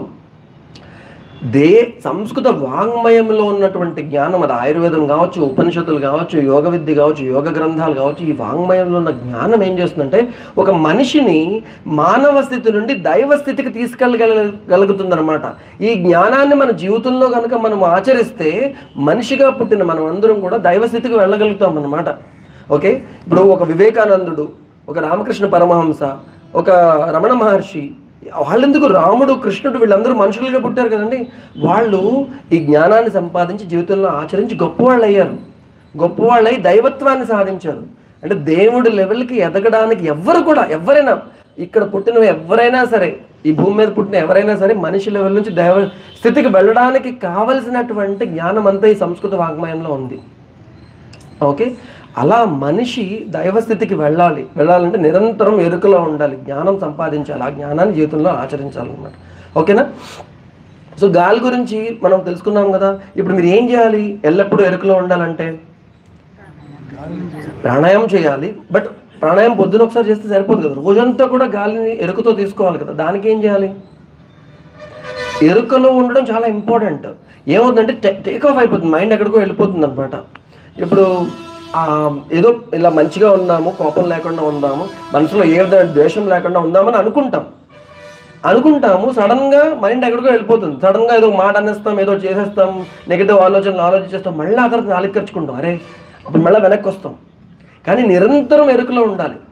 మీకు నిరంతరం కోపం లేని స్థితి ఉందా, నిరంతరం కూడా మనసులో ఏ ద్వేషం లేని స్థితి ఉందా, ఆ స్థితిని సాధించాలి అంటే ఎరుకలో ఉండాలి. దానికి ఏం చేయాలి? ఫస్ట్ థింగ్ ఏంటంటే ముందు శ్వాస మీద ధ్యాస పెట్టాలి. ధ్యాస పెట్టడానికి నేను చిన్న టిప్స్ చెప్తాను మీకు. ఓకే, ఇవి అంటే ఇందాక నేను చెప్పిన సూత్రాలు ఇప్పుడు ఆచరించడానికి మీకు ఎగ్జాంపుల్స్ అనమాట. మీరు ఏదైనా చేయొచ్చు. మీరు ఆల్రెడీ ఎల్లప్పుడూ శ్వాస మీద ధ్యాస ఉంటే ఇది అవసరం లేదు మీకు. నేనేం చేస్తానంటే మీరు ఆల్రెడీ చేసే పనులు ఉంటాయి కదా, ఆ పనులకి ఈ శ్వాస పైన ధ్యాసని యాడ్ చేయండి. అంటే ఫర్ ఎగ్జాంపుల్ మీరు పొద్దున్న లేవగానే బ్రష్ చేస్తారు, బ్రష్ చేసే ముందు మీ శ్వాసను గమనించండి. స్నానం చేసే ముందు శ్వాసను గమనించండి. ఆహారం తీసుకునే ముందు శ్వాసను గమనించండి. అలాగే మీరు ఏదో పని చేసుకునే ముందు, వంట చేసుకునే ముందు, ఆఫీస్కి వెళ్ళే ముందు శ్వాసను గమనించండి. ఓకే, ఏ పని చేసినా దానికి శ్వాసను గమనించడం యాడ్ చేయండి అనమాట. లేదంటే చిన్న చిన్న స్టిక్కర్ల మీద శ్వాసను గమనించు అని రాసుకొని అన్ని చోట అంటించండి. ఓకే, నిజంగానే లిటరల్గా అంటించండి. మీ ఫ్రిడ్జ్ డోర్ మీద, వాషింగ్ మిషన్ డోర్ మీద, బాత్రూమ్ డోర్ మీద, ఈ స్విచ్ బోర్డు దగ్గర, లేకపోతే మీ డెస్క్ మీద, మీ పూజా గదిలోని, మీ ఆఫీసులోని, మీ కార్ మీద, మీ బైక్ మీద, ఎక్కడుంటే అక్కడ అంటించండి. అది చూడగానే మీరు వెంటనే శ్వాసను గమనించాలి. అన్ని పనులు ఆపేసి ఒకసారి శ్వాసను గమనించుకోండి. శ్వాస దీర్ఘమైన శ్వాస తీసుకుంటున్నానా లేదా. మీరు మామూలుగా మీరు డిస్టర్బ్డ్గా ఉన్నప్పుడు గమనించండి, శ్వాస పైన ఆడుతుంటుంది, అవునా? అప్పుడు ఏం చేయాలి? అటువంటి డిస్టర్బ్డ్ మెంటల్ స్టేట్లో, ముఖ్యంగా అలాంటి డిస్టర్బ్డ్ మెంటల్ స్టేట్లో ఆహారం తీసుకోకూడదు అంటారు. స్ట్రెస్లో ఉన్నారు, భయంలో ఉన్నారు, కోపంలో ఉన్నారు, ఆందోళనలో ఉన్నారు, అప్పుడు అన్నం తింటే విషం అయిపోతుంది, రకరకాల జబ్బులు వస్తాయి. అప్పుడు ఏం చేయాలి? అలా డిస్టర్బ్డ్ మెంటల్ స్టేట్లో ఉన్నప్పుడు శ్వాసని మార్చడం ద్వారా మీ డిస్టర్బ్డ్ మెంటల్ స్టేట్ నుంచి రిలాక్స్డ్ మెంటల్ స్టేట్కి వెళ్ళగలుగుతారు అనమాట. ఓకేనా? చాలామంది ఆ టెన్షన్లో ఉన్నప్పుడు అలా అలా అలా శ్వాస ఉంటుంది. ఆ టైంలో దీర్ఘమైన శ్వాస తీసుకోరా బాబు అంటే కూడా తీసుకోలేరు. రావట్లేదండి రా అంటారు. చాలామంది విపరీతమైన యాంగ్జైటీ సిండ్రోమ్లో ఉంటారు అనమాట. అప్పుడు మేము ఏం చెప్తామంటే, నువ్వు శ్వాస ఏం తీసుకోవద్దు, బంధించి గాలిని అంటాం, కుంభకం చేయి, గాలిని ఆపంటాం. నువ్వు ఇంకా నా వల్ల కాదన్నంత వరకు బంధించమంటే బంధిస్తాడు వాడు. బంధించి అప్పుడు వదులుతాడు. అప్పుడు దీర్ఘమైన శ్వాస వస్తుంది. మీరు ఎప్పుడైనా స్ట్రెస్లో ఉంటే ఫస్ట్ కుంభకం చేయండి. కుంభకం చేసిన తర్వాత అప్పుడు దీర్ఘమైన శ్వాస తీసుకోండి. 1 minute మీరు డిస్టర్బ్డ్ మెంటల్ స్టేట్ నుండి బెటర్ మెంటల్ స్టేట్, అంటే మీ ప్రాబ్లమ్ సాల్వ్ అయిపోకపోవచ్చు, అట్లీస్ట్ ఆ మెంటల్ డిస్టర్బెన్స్ తగ్గుతుంది. ఓకేనా? ఇంకా శ్వాస గురించి ఇంకా చాలా తెలుసుకోవాల్సింది. నేను జస్ట్ ఇంట్రొడక్షన్ ఇస్తున్నాను. మళ్ళీ మనము రెగ్యులర్ వర్క్షాప్కి మా హాస్పిటల్కి వచ్చారనుకోండి, 7 రోజుల పాటు ఆయుర్వేద యోగ శిక్షణ సప్తాహం ఉంటుంది. అందులో ఇవన్నీ నేను ఇందాకైతే బుక్ రాసాను, ఆ బుక్లో సిలబస్ మొత్తం కంప్లీట్ చేస్తాను అనమాట. ఇప్పుడు జస్ట్ మీ ధ్యానాకర్షణ చేయడానికి ఇవన్నీ చెప్తున్నాను. ఓకే, శ్వాస అయిపోయింది. ఆహారంలో మనం 4 విషయాలు. ఆహారం తలక క్వాలిటీ, ఎటువంటి ఆహారం తీసుకుంటాము, క్వాంటిటీ ఎంత తీసుకోవాలి, సంస్కారము, దాన్ని ఎట్లా సంస్కరించాలి, ఎట్లా ప్రిపేర్ చేసుకోవాలి, కన్జంప్షన్ ఎట్లా స్వీకరించాలి, ఎట్లా తీసుకోవాలి, ఈ 4 తెలుసుకోవాలి. ఈ క్వాలిటీలో మళ్ళీ 4 ఉంటాయి. ఆహారం తాలూక న్యూట్రిషన్, అందులో అన్ని పోషక పదార్థాలు ఉన్నాయా లేదా, పోషక పదార్థాలు ఉన్నాయి కానీ అది అరగట్లేదు అనుకోండి, ఉపయోగం ఏమైనా ఉందా అంటే డైజెస్టిబిలిటీ, ఈజీగా అరుగుతుందా లేదా, డైజెషన్ అయింది కానీ మిగిలిన చెత్త బయటకు పోవట్లేదు, ఎక్స్క్రీటబిలిటీ లేకపోయినా ఉపయోగం లేదు. అలాగే కంపాటబిలిటీ, మన శరీరానికి ఆహారం పడుతుందా లేదా, అలాగే 2-3 ఆహార పదార్థాలు కలిపితే ఒకదానితో ఒకటి పడుతుందా లేదా, ఇవన్నీ మనం గమనించాల్సిన అవసరం ఉన్నది. న్యూట్రిషియస్ ఫుడ్ అంటే అన్ని రకాల పోషక పదార్థాలు ఉన్నటువంటి ఆహార పదార్థాలు అనమాట. అంటే మనం ఏం చేయాలి, మన చుట్టుపక్కల పెరిగేటువంటి అన్ని పప్పు ధాన్యాలు, అన్ని ధాన్యాలు, అన్ని కూరగాయలు, అన్ని పళ్ళు, పాలు, ఇవన్నీ కూడా మనం తీసుకోవాలి. తీసుకుంటేనే శరీరానికి కావాల్సిన పోషణ అంతా అందుతుందన్నమాట. ఎందుకంటే ఒక్కొక్క ఆహార పదార్థంలో ఒక్కొక్క న్యూట్రియంట్ ఎక్కువ ఉంటుంది. మనకి అన్నీ అందుతున్నాయా లేదో చూసుకోవాలి. ఓకేనా, నేను రోజు పొద్దున్నే ఓట్స్ తింటానండి అంటారు. ఓన్లీ ఓట్స్ తింటే నీకు ఏమొస్తుంది, అసలు ఓట్స్ మనది కానే కాదు. మన దగ్గర దొరికేవన్నీ రోజు తీసుకోవాలి. ఆ తీసుకున్నవి కూడా ఎలా ఉండాలంటే హోల్సమ్ ఫుడ్ ఉండాలి. హోల్సమ్ ఫుడ్ అంటే అన్నీ ఉన్నటువంటి, ఏదో ఎక్స్ట్రాక్ట్ చేసి పాలిష్ చేసి ప్రాసెస్ చేసిన ఫుడ్ తీసుకోవద్దండి. ఎలాంటి ఫుడ్ తీసుకోవాలి, హోల్ ఫుడ్ ఎట్లా పండిందో అట్లా తీసుకోవాలన్నమాట. దాన్ని ప్రాసెస్ చేయడం వల్ల రకరకాల జబ్బులు వస్తున్నాయండి. ఈ రోజున ఒక రీసెర్చ్ జరిగింది అమెరికాలో. ఏమని, గింజల నుంచి వచ్చే ఆయిల్, తిండి మన పప్పు ధాన్యాలు ఉంటాయి కదా, పల్సెస్ నుంచి వచ్చేటువంటి ఆయిల్, ఫర్ ఎగ్జాంపుల్ శనగ నూనె కావచ్చు, నువ్వుల నూనె కావచ్చు, ఈ కొబ్బరి నూనె కావచ్చు, వెజిటబుల్ ఆయిల్ వల్ల హార్ట్ ప్రాబ్లమ్స్ విపరీతంగా పెరిగిపోతున్నాయని ఒక పెద్ద రీసెర్చ్ జరిగింది. వెజిటబుల్ ఆయిల్స్ వల్ల. దానికన్నా మీరు బటరు, వెన్న, నెయ్యి అలాంటివి తీసుకోండి, యానిమల్ ఆరిజిన్ తీసుకోండి, ప్లాంట్స్ నుంచి వచ్చింది తీసుకోవద్దు అని రీసెర్చ్ జరిగింది. చాలామంది ఆశ్చర్యపోయారు, ఇదేంటి, అది రీసెర్చ్ ఫైండింగ్స్ నిజమే. ఇదేంటి వెజిటబుల్ ఆయిల్స్ తీసుకుంటే హార్ట్ ప్రాబ్లమ్స్ పెరుగుతున్నాయి, ఎథెరోస్క్లెరోసిస్ పెరుగుతుంది, గుండె జబ్బులు వస్తున్నాయి అని చెప్తున్నారు, ఏంటి అర్థం కాలే. ఇంకొంచెం డీప్గా రీసెర్చ్ చేస్తే ఈ వెజిటబుల్ ఆయిల్స్ అక్కడ ఎట్లా తయారు చేస్తున్నారు, ఇప్పుడు మన దగ్గర ఎట్లా తయారు చేస్తున్నారో ఆ రీసెర్చ్ జరిగినప్పుడు అక్కడ అలా తయారు చేస్తున్నారు. ఇప్పుడు మీరు ఏదైనా ఆయిల్ ఎక్స్ట్రాక్షన్ యూనిట్ ఉంటుంది, అక్కడికి వెళ్ళి చూడండి. ఫస్ట్ ఈ గింజలని విపరీతంగా హీట్ చేస్తారు, చాలా ఎక్స్ట్రీమ్ హీట్లో ఆయిల్ని ఎక్స్ట్రాక్ట్ చేస్తారు. అంటే అందులో ఒక్క చుక్క కూడా మిగలకుండా మొత్తం ఆయిల్ లాగేయాలి. అలా లాగేయడానికి ఎక్స్ట్రీమ్ హీట్ వాడతారు అనమాట. అంటే మనం ఓవర్గా ఫ్రై చేస్తాం కదా, ఫ్రై చేసినప్పుడు వచ్చే హీట్కి ఒక 100 రెట్లు ఎక్కువ హీట్ అనమాట. అంత హీట్లో ఆయిల్ లాగుతారు. అలాంటి హీట్లో ఆయిల్ లాగడం వల్ల వచ్చే ఆయిల్ ఎలా ఉంటుంది తెలుసా అండి, నల్లగా ఉంటుంది, కంపు కొడుతూ ఉంటుంది, ఆ వాసన భరించలేము. అలాంటి ఆయిల్ వస్తుంది ఆ గింజల నుంచి. ఇప్పుడు అలాంటి నల్లటి ఆయిల్ ఇస్తే మీరు కొంటారా, కొనరు కదా. మరి కొనాలంటే ఏం చేయాలి, ఆ నల్లదనాన్ని మళ్ళీ మంచి గోల్డెన్ ఎల్లో కలర్లోకి మార్చాలి ఆయిల్ని. అలా మార్చడానికి చాలా కెమికల్స్ వాడుతున్నారు ఈ ఆయిల్స్ తయారు చేసేవాళ్ళు. ఓకేనా, చాలా కెమికల్స్, లిటరల్లీ బ్లీచ్ కూడా వేస్తున్నారు అందులో. బ్లీచ్, బట్టలు తెల్లగా అవడానికి బ్లీచ్ వాడతారు, ఆ బ్లీచ్ కూడా వేస్తున్నారు, పంచదారలో కూడా వేస్తారంట తెల్లగా అవడానికి. ఓకే, సో అలాంటి నల్లంట ఆయిల్ గోల్డెన్ ఎల్లో కలర్లో వస్తుంది, కానీ వాసన మాత్రం భయంకరంగా ఉంది. ఆ వాసనని మార్చడానికి మళ్ళీ కెమికల్స్ వాడుతున్నారు. అండ్ అది పాడవకుండా ఉండడానికి ఇంకొన్ని కెమికల్స్ వేస్తున్నారు. ఇవన్నీ చేసి ప్యాకెట్లో పెట్టి మీకు ఇస్తున్నారు ఆయిల్. అలాంటి ఆయిల్తో వంట వండుకుంటేనే ఈ సమస్యలన్నీ వస్తున్నాయి.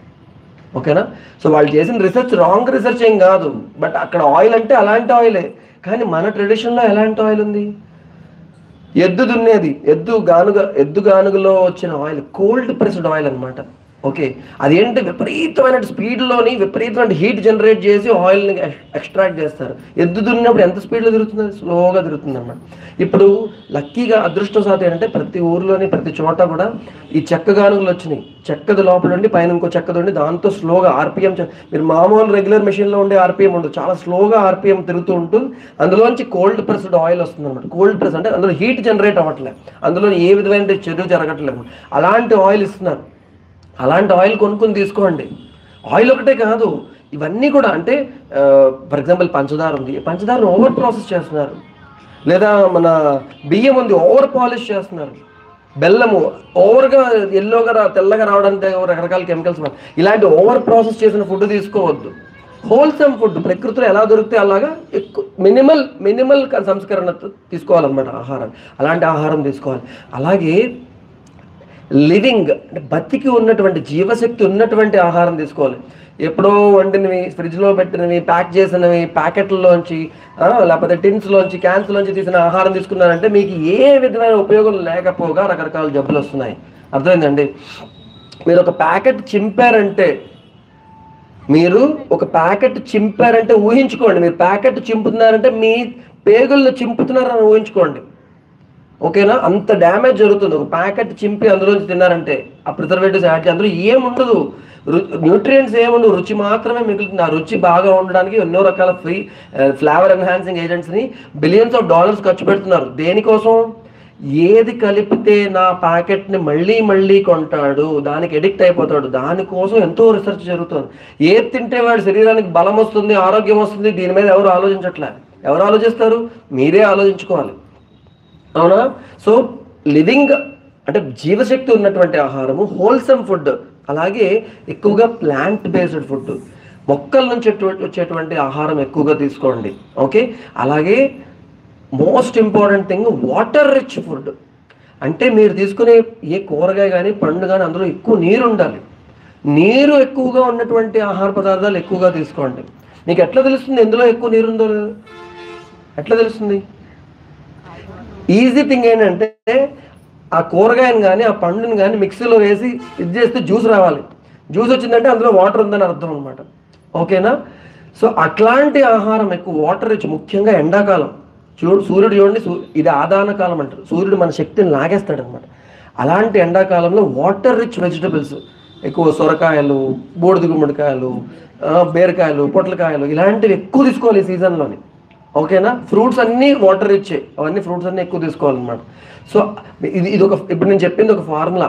ఇది నేను యూట్యూబ్లో ఒక చిన్న యంగ్ కపుల్ వాళ్ళు చెప్తే విన్నాను. నాకు చాలా ముచ్చటేసింది వాళ్ళు చెప్తుంటే. సాత్విక్ మూమెంట్ అని చెప్పి వాళ్ళు చెప్పారు ఈ ఫార్ములా. ఏంటి?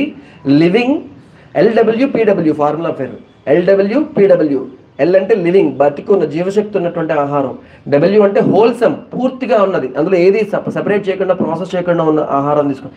LWPW. P అంటే ప్లాంట్ బేస్డ్. ఇంకో W అంటే వాటర్ రిచ్, ఎక్కువ వాటర్ ఉన్నటువంటి ఆహారం తీసుకోవాలి. ఓకేనా? అటువంటి ఆహారం, ఎటువంటి పురుగు మందులు జల్లనటువంటిది, ఎటువంటి కెమికల్స్ లేనటువంటి ఆహారం దొరికితే అది తీసుకోండి. ఓకేనా? And LWPW. ఫస్ట్ L అంటే లివింగ్ అండి, అంటే జీవశక్తి ఉన్నటువంటిది. ఎప్పుడో వండింది, ఫ్రిడ్జ్లో పెట్టింది, రెండోసారి వేడి చేసింది, మళ్ళీ వేడి చేసింది, అలాంటిది ప్యాకెట్లో ఉన్నది, టిన్నుల్లో ఉన్నది, క్యాన్లో ఉన్నది, అటువంటి ఆహారం వద్దు. రెండో W ఏంటి? ఫస్ట్ W ఏంటి? Wholesome food. ప్రాసెస్ చేయకుండా యాజ్ ఇట్ ఈస్గా తక్కువ సంస్కారంతో తీసుకోవాలన్నమాట. ఎక్కువ ఓవర్ ప్రాసెస్, ఓవర్ కుక్ చేసి, ఫ్రై చేసి బాగా అందులో ఉండే పోషక పదార్థాలను వెళ్ళిపోయేలాంటిది కాదు. ఓకే? Wholesome food. ఇంకోటి P అంటే ప్లాంట్ బేస్డ్, ఎక్కువగా మొక్కల నుంచి వచ్చేటువంటి ఆహారాన్ని ఎక్కువగా తీసుకోండి. అండ్ లాస్ట్ W అంటే ఏంటి? Water rich food.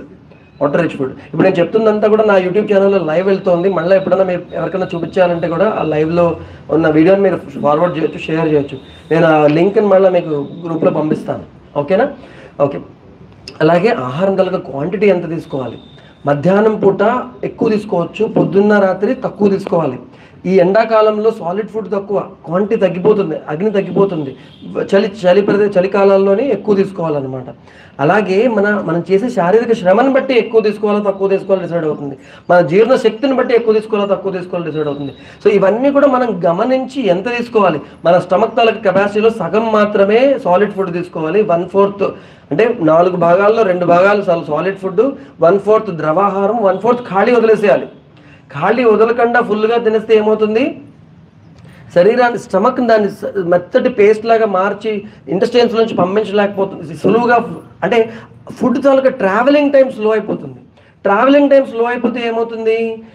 తొందరగా ఫెర్మెంట్ అయిపోయి కుళ్ళిపోతే ఏమవుతుంది? టాక్సిన్స్ తయారవుతాయి అనమాట. తొందరగా ఫ్లో అవ్వాలంటే ద్రవాహారం కూడా ఉండాలి, కొంత మూమెంట్ ఉండాలి, మెత్తగా బాల్స్ తయారవ్వాలి. ఎందుకంటే మీరు చేయి కడుక్కొని లేచినప్పుడు కూడా ఇంకా కొంత ఖాళీ ఉండాలి, ఎవరైనా పెడితే తినగలిగేలా ఉండాలి, అప్పుడే చేయలే.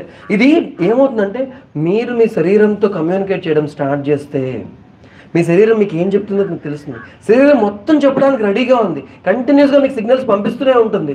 కానీ మనకు ఎవరు నేర్పలేదు శరీరం తాలూకా భాష ఎలా అర్థం చేసుకోవాలో మనకు తెలియదు. Art of communicating with your own body మనకు తెలియదు, ఎవరు నేర్పలేదు. మనం చేసే 7 రోజుల వర్క్షాప్లో ఇదే నేర్పుతాం. శరీరం మీకు ఎట్లా చెప్తుంది, అన్ని సీక్రెట్స్ చెప్పేస్తుంది. మీరు ఫుల్ బాడీ చెకప్ చేసుకోవాల్సిన అవసరం లేదు. ఈచ్ అండ్ ఎవ్రీ పార్ట్లో ఏం జరుగుతుందో శరీరం చెప్పేస్తుంది. మీరు వినాలి, వింటే మీకు ఎంత ఆహారం తీసుకుంటే శరీరానికి ఇబ్బంది లేకుండా ఉండదో అది శరీరం చెప్తుంది. ఎంత నీరు ఎప్పుడు దప్పికవుతుందో చెప్తుంది అనమాట. అవన్నీ కూడా మనం తెలుసుకోవాలి, శరీరంతో కమ్యూనికేషన్ స్టార్ట్ చేయాలన్నమాట. ఓకేనా? అలాగే ఆహారము సులువుగా శరీరం నుంచి బయటికి వెళ్ళిపోవాలి, ఎక్స్క్రీటబిలిటీ బయటికి వెళ్ళిపోవాలి అంటే వాటర్ రిచ్ ఫుడ్ తీసుకోవాలి. ఓకే, అలాగే స్నిగ్ధంగా ఉండేటువంటి ఆహారం తీసుకోవాలి. ఆయిల్, నెయ్యి కావాలి. చాలామంది వద్దు ఆయిల్ అస్సలు తీసుకోవద్దు. ఇప్పుడు కొంతమంది అంటున్నారు నో ఆయిల్ నో బాయిల్ అని చెప్పి. అస్సలు ఆయిల్ లేకుండా తీసుకుంటే కూడా ఇబ్బందే. మీరు ఆయిల్ కోల్డ్ ప్రెస్డ్ ఆయిల్ తీసుకుంటారా, లేకపోతే కొబ్బరి గ్రేట్ చేసి అవి వేసి వండుకుంటున్నారు కొంతమంది, లేదా అంటే పప్పు ధాన్యాలు నువ్వులు అలాంటివి వేసి వండుకుంటారు. ఏదో ఒక విధంగా ఆయిల్ శరీరంలోకి వెళ్ళాలి, అవసరం అనమాట. ఓకేనా? అలాంటి స్నిగ్ధంగా ఉండే ఆహారం ఈజీగా మోషన్ అవ్వడానికి హెల్ప్ చేస్తుంది అనమాట. ఫైబర్ పీచు పదార్థం ఎక్కువ ఉంటే ఈజీగా మోషన్ అయిపోతుంది. అండ్ టైంకి తిని టైంకి పడుకుంటే ఈజీగా మోషన్ అయిపోతుంది. చాలామంది లేట్గా తినడం, లేట్గా పడుకోవడం వల్ల వాళ్ళకి సరిగ్గా మోషన్ కావట్లేదు అనమాట. సో ఇవన్నిటిని కరెక్ట్ చేసుకోవాల్సిన దీని గురించి డీటెయిల్గా మనం వర్క్షాప్లో చెప్పుకుందాం. అలాగే శరీరానికి కంపాటబుల్గా ఉండే ఆహారం తీసుకోవాలి. ఏమవుతుందంటే 2-3 ఆహార పదార్థాలు కలిపినప్పుడు ఒకదానితో ఒకటి ఫైటింగ్ చేసుకుంటే శరీరం లోపల మనకి జబ్బులు వస్తున్నాయి అనమాట. తేనె, వేడి నీళ్లు కంపాటబుల్ కాదు, విరుద్ధాహారాలు. తేనెని వేడి నీటిలో కలపకూడదు, వేడి పదార్థాలతో కలపకూడదు, వేడి చేయకూడదు. అలా చేస్తే శరీరానికి విషం అయిపోతుంది. అది చాలామంది ఏం చేస్తున్నారు, గ్రీన్ టీ తీసుకుని అందులో వేడివేడి గ్రీన్ టీలో 2 చెంచాలు తేనె కలుపుకుని తాగుతున్నారు. అది ఆరోగ్యకరం కాదు. ఓకే, దీని గురించి చాలా సైంటిఫిక్గా ఎందుకు కాదు అనేది మేము వర్క్షాప్లో చెప్తాము, బుక్లో కూడా రాసామన్నమాట. చాలా రీసెర్చ్ జరిగింది. ఆయుర్వేదంలో కూడా చెప్పారు తేనెని వేడి చేయకూడదు, వేడి నీటితో కలిపి తీసుకోకూడదు, అలాగే వేడి పదార్థాలు వేడి ఇడ్లీ, దోశ, చపాతీ మీద తేనెకి పెట్టుకుని నంచుకొని తినకూడదు. తేనె నార్మల్ టెంపరేచర్ వాటర్లో తీసుకోవాలి, ఇది అన్కంపాటబుల్ అనమాట. అలాగే వండిన పదార్థాలు కలిపి తీసుకోకూడదు. అలా తీసుకుంటే ఏమవుతుందంటే ఒకదానికొకటి అన్కంపాటబుల్ అనమాట. వండిన పదార్థాలను డైజెస్ట్ చేయడానికి శరీరానికి ఒక రకమైన డైజెస్టివ్ జ్యూసెస్ని తయారు చేయాలి, వండని పదార్థాలని డైజెస్ట్ చేయడానికి వేరే set of combination of digestive juices తయారు చేయాలి. 2 కలిపి తీసుకుంటే ఏమవుతుంది, చాలా ఇబ్బంది అవుతుంది అనమాట. అంటే ఫర్ ఎగ్జాంపుల్ మీరు సలాడ్స్ అండ్ అన్నము కూర కలిపి తిన్నారనుకోండి శరీరానికి ఇబ్బంది అవుతుంది. ఫ్రూట్స్ వెంటనే ఫ్రూట్స్ తిన్నారనుకోండి ఇబ్బంది అవుతుంది అనమాట. వండిన పదార్థాలు వండని పదార్థాలకి మధ్యలో అట్లీస్ట్ 2 గంటలు గ్యాప్ ఉండాలి. ఓకేనా? అలాగే పాలు, పళ్ళు కలిపి తీసుకోకూడదు. పాలను పళ్ళతో కలిపి తీసుకుంటే ఏమవుతుంది, అది విరుద్ధాహారం అయిపోయి శరీరంలో ఇబ్బంది పెడుతుంది. మిల్క్ షేక్లన్నీ కూడా విరుద్ధాహారం అనమాట. అలాగే చల్లగా ఉన్నవి, వేడిగా ఉన్నవి కలిపి తీసుకోకూడదు.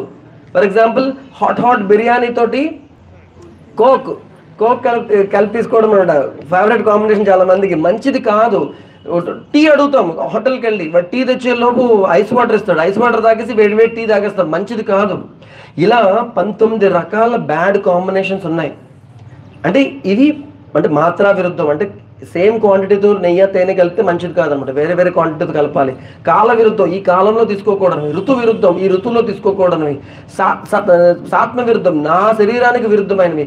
ఇలా 19 రకాలు ఉన్నాయి. వాటికి ఎగ్జాంపుల్ సుమారు 1000కి పైగా ఉన్నాయి. మన వర్క్షాప్లో డీటెయిల్గా అవన్నీ చెప్తామన్నమాట. ఓకేనా? బట్ ఇవన్నీ ఉన్నాయని తెలుసుకోవాలా వద్దాం? తెలుసుకోవాలి. ఇవన్నీ ఎవరు చెప్తారు మనకి? మనం తెలుసుకోవాలి, అధ్యయనం కూడా చేయాలి. మనం అష్టాంగ హృదయం, నేను ఒకసారి ఏదో సంస్కృత కార్యక్రమానికి వెళ్తే స్టూడెంట్స్ వచ్చారు, వాళ్ళందరూ అష్టాంగ హృదయం చదువుతున్నారు పొద్దున్నే లేచి. ఇదేంటి మీరు ఆయుర్వేద స్టూడెంట్స్ అంటే, కాదండి మా స్టేట్లో మేము అందరూ ప్రతిరోజు అష్టాంగ హృదయం చదువుతాం. మనం భగవద్గీత పారాయణం ఎలా చేస్తాం, వాళ్ళు అష్టాంగ హృదయం పారాయణం చేస్తారు. అష్టాంగ హృదయం సూత్రస్థానంలో ఇవన్నీ ఉంటాయి, ఇప్పుడు నేను చెప్పినవన్నీ ఉంటాయి అనమాట. సో మనం కూడా అధ్యయనం చేయాలి. ఓకేనా? ఇలా ఆహారం గురించి కొన్ని విషయాలు తెలుసుకున్నాం, గాలి గురించి కొన్ని విషయాలు తెలుసుకున్నాం. నీరు ఎంత కావాలి? ఎంత కావాలి నీరు రోజుకి? 2 లీటర్స్, 6 లీటర్స్, 4 లీటర్స్, 8 లీటర్లు, 2 నుంచి 8 వరకు చెప్పారు ఇక్కడ. సో మనకు తెలియాలా వద్దా? మనకెంత కావాలి, అందరికీ ఎంత కావాలి కదా, నాకు ఎన్ని నీళ్లు కావాలి అనేది నాకు తెలియాలా వద్దా? తెలియాలి కదా. సో బేసిక్గా మన శరీరం, కొంతమంది ఉష్ణ శరీరం ఉంటుంది, వాళ్ళకి చెమటలు ఎక్కువ పడతాయి, వాళ్ళకి నీరు ఎక్కువ కావాలి. కొంతమంది కోల్డ్ కఫ ప్రకృతి వాళ్ళు ఉంటారు, వాళ్ళ శరీరంలోంచి నీరు బయటికి పోదు, తొందరగా అంత సులువుగా పోదు. వాళ్ళు ఎక్కువ నీరు తాగేస్తే వాళ్ళు డ్యామేజ్ అయిపోతుంది శరీరం. ఓకేనా? అలాగే సీజన్, ఇప్పుడు ఎండాకాలం ఖచ్చితంగా నీరు కావాలి, చాలా ఎక్కువ, అందరికీ కావాలి నీరు ఎక్కువ. చలికాలంలో అంత ఎక్కువ నీరు అవసరం లేదు. ఓకేనా? ఇలా లైక్ ఒక్కొక్క సమయంలో రాత్రిపూట ఎక్కువ నీరు తాగితే ఇబ్బంది పడతాం, పగలపూట ఎక్కువ నీరు కావాలి. మన రకరకాల ఫ్యాక్టర్స్ ఉన్నాయి, మనం తెలుసుకోవాలి. నా శరీరం ఉష్ణ ప్రకృత, శీతల ప్రకృత, నేను ఎక్కువ నీరు తాగాలి. మనం ఎక్కువ శారీరక శ్రమ చేస్తే ఎక్కువ నీరు అవసరం అవుతుంది. ఈ ఏసీలో కూర్చొని చాలా మంది 5 లీటర్లు తాగమన్నారు కదా అని చెప్పి ఏసీలో కూర్చొని 5 బాటిల్స్ పెట్టుకుని రోజంతా కంప్లీట్ చేసేస్తారు. ప్రమాదం అవుతుంది, కిడ్నీ మీద లోడ్ పడుతుంది, సెల్స్లో స్వెల్లింగ్ వచ్చేస్తుంది అనమాట. సో మన శరీరంతో మనం కమ్యూనికేట్ చేయడం స్టార్ట్ చేస్తే ఎంత నీరు తీసుకుంటే మనం కంఫర్టబుల్గా ఉంటాము అంటే 2-3 లీటర్లు సరిపోతుంది, కానీ కొంతమందికి 4 లీటర్లు 5 లీటర్లు అవసరం అవుతుంది, కొంతమందికి 2 లీటర్లు కూడా ఎక్కువ అవుతుంది. ఓకే, కఫ ప్రకృతి వాళ్ళకి 2 లీటర్స్ మ్యాక్సిమం అనమాట. ఓకే, వాళ్ళు ఎక్కువ నీరు తాగాలంటే ఎక్కువ శ్రమ చేయాలి. ఇవన్నీ మనం తెలుసుకోవాలి, ఇంకా డీటెయిల్గా వర్క్షాప్లో మనం తెలుసుకుందాం, సమయం అయిపోతుంది అనుకుంటా. అలాగే ఆహారము, గాలి, నిద్ర, సూర్యరశ్మి. సూర్యరశ్మి కన్నా ముందు ఈ నీరు ఉంది కదా, నీరుని సంస్కరించాలి. ఇప్పుడు ఏమవుతుందంటే ఆర్ఓ, రివర్స్ ఆస్మోసిస్ ద్వారా తయారు చేసేటువంటి నీరు ఏదైతే ఉందో దానివల్ల B12 డెఫిషియన్సీ, ఇంకా రకరకాల డెఫిషియన్సీస్ వస్తున్నాయని సైంటిస్టులు రీసెర్చ్ చేసి సైంటిఫిక్ జర్నల్స్లో రాశారు. ఈ మధ్యకాలంలో ఎక్కువ వింటున్నారా B12 డెఫిషియన్సీ, నరాల బలహీనత వచ్చేస్తుంది, నొప్పులు ఎక్కువ వచ్చేస్తున్నాయి, B12 deficiency. Non vegetarian food తింటే వస్తుంది B12, వెజిటేరియన్ ఫుడ్లో రావట్లేదు B12 అని అంటున్నారు, అవునా కదా? B12 డెఫిషియన్సీ ఒక 10 సంవత్సరాల క్రితం విన్నామా మేము? ఎవరన్నా మాట్లాడారా B12 డెఫిషియన్సీ గురించి? ఇప్పుడు చెప్తున్నారు. ఎందుకంటే ఈ మధ్యన ఎక్కువగా ఆర్ఓ వాటర్ తాగడం వల్ల, అదొక రీజన్. ఇంకా చాలా రీజన్స్ ఉన్నాయి, ఫెర్మెంటెడ్ ఫుడ్ ఎక్కువ తీసుకోవడం వల్ల రకరకాల కారణాలు ఉన్నాయి. అయితే వాటర్ని మీ ట్యాప్లో వస్తున్న వాటరు, మీ భూమిలో నూతిలో మోటార్లో పంప్లో వస్తున్న వాటర్ని మీరు గ్రౌండ్ వాటర్ డిపార్ట్మెంట్లో కానీ హెల్త్ అండ్ శానిటేషన్ డిపార్ట్మెంట్లో కానీ టెస్ట్ చేసి అన్ని మినరల్స్ ఉన్నాయా లేదా, ఏమన్నా విష పదార్థాలు కలుస్తున్నాయా లేదా టెస్ట్ చేసి ఇది తాగొచ్చో తాగకూడదు అని చెప్తారు. అలా తాగొచ్చు అని చెప్తే కనుక దాని ఇదివరకు స్టీల్ ఫిల్టర్ క్యాండిల్స్ వచ్చేవి కదా, అలాంటి వాటితో ఫిల్టర్ చేసుకుని వేడి చేసుకుని తాగితే అద్భుతంగా మీకు పనిచేస్తుంది. ఉష్ణజలము మీ రోగ నిరోధక శక్తిని ఇంప్రూవ్ చేస్తుంది, వెయిట్ తగ్గిస్తుంది, టాక్సిన్స్ శరీరంలోంచి బయటకు పంపించేస్తుంది. రీసెంట్ రీసెర్చ్ ఏంటంటే 1 గ్లాస్ ఆఫ్ హాట్ వాటర్ తాగితే డిప్రెషన్లోంచి బెటర్ మూడ్లోకి వెళ్తాం. డిప్రెషన్లో ఉన్నారనుకోండి, వేడి నీళ్ళు తాగండి. ఈ సూర్యరశ్మిలో కూర్చుంటే డిప్రెషన్ పోతుందట. ఎప్పుడైనా బాగా చాలా బాధగా డిప్రెషన్గా ఉంటే 1 గ్లాస్ ఆఫ్ వాటర్ తీసుకుని బయటకు వెళ్ళి ఎండలో కూర్చొని తాగండి, అప్పుడు వెంటనే డిప్రెషన్ పోతుంది అనమాట. సో వాటర్ని మామూలుగా 2-3 లీటర్లు సరిపోతుంది. కానీ మీరు ఎక్కువ శ్రమ చేస్తున్నారు అనుకోండి, శారీరక శ్రమ ఎక్కువ చేస్తున్నారు అనుకోండి, మేబీ ఇంకో లీటర్ ఎక్స్ట్రా అవ్వచ్చు. శరీరం అడుగుతుంది ఎక్కువ కావాలని చెప్పి. మీ శరీరం ఉష్ణ ప్రకృతి అనుకోండి, బాగా చెమటలు పడుతున్నాయి అనుకోండి, ఇంకొంచెం ఎక్కువ కావాలి.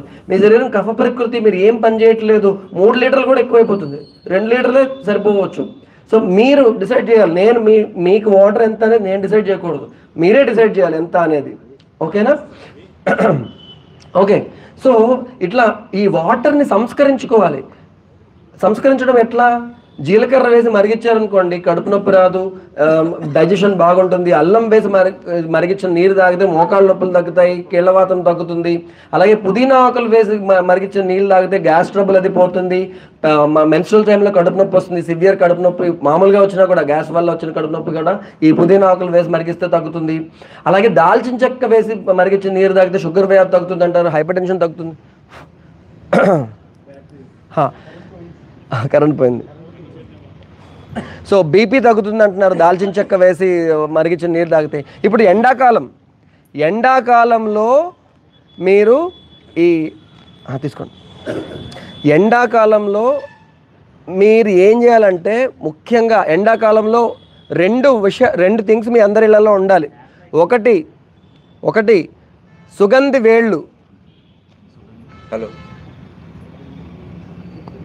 సుగంధి వేళ్ళు మీకు చక్కగా మార్కెట్లో దొరుకుతాయి, కిలోకి 600-500 ఎంతో ఉంటాయి. ఓకే, మంచి క్వాలిటీ అయితే 700 ఉండొచ్చు.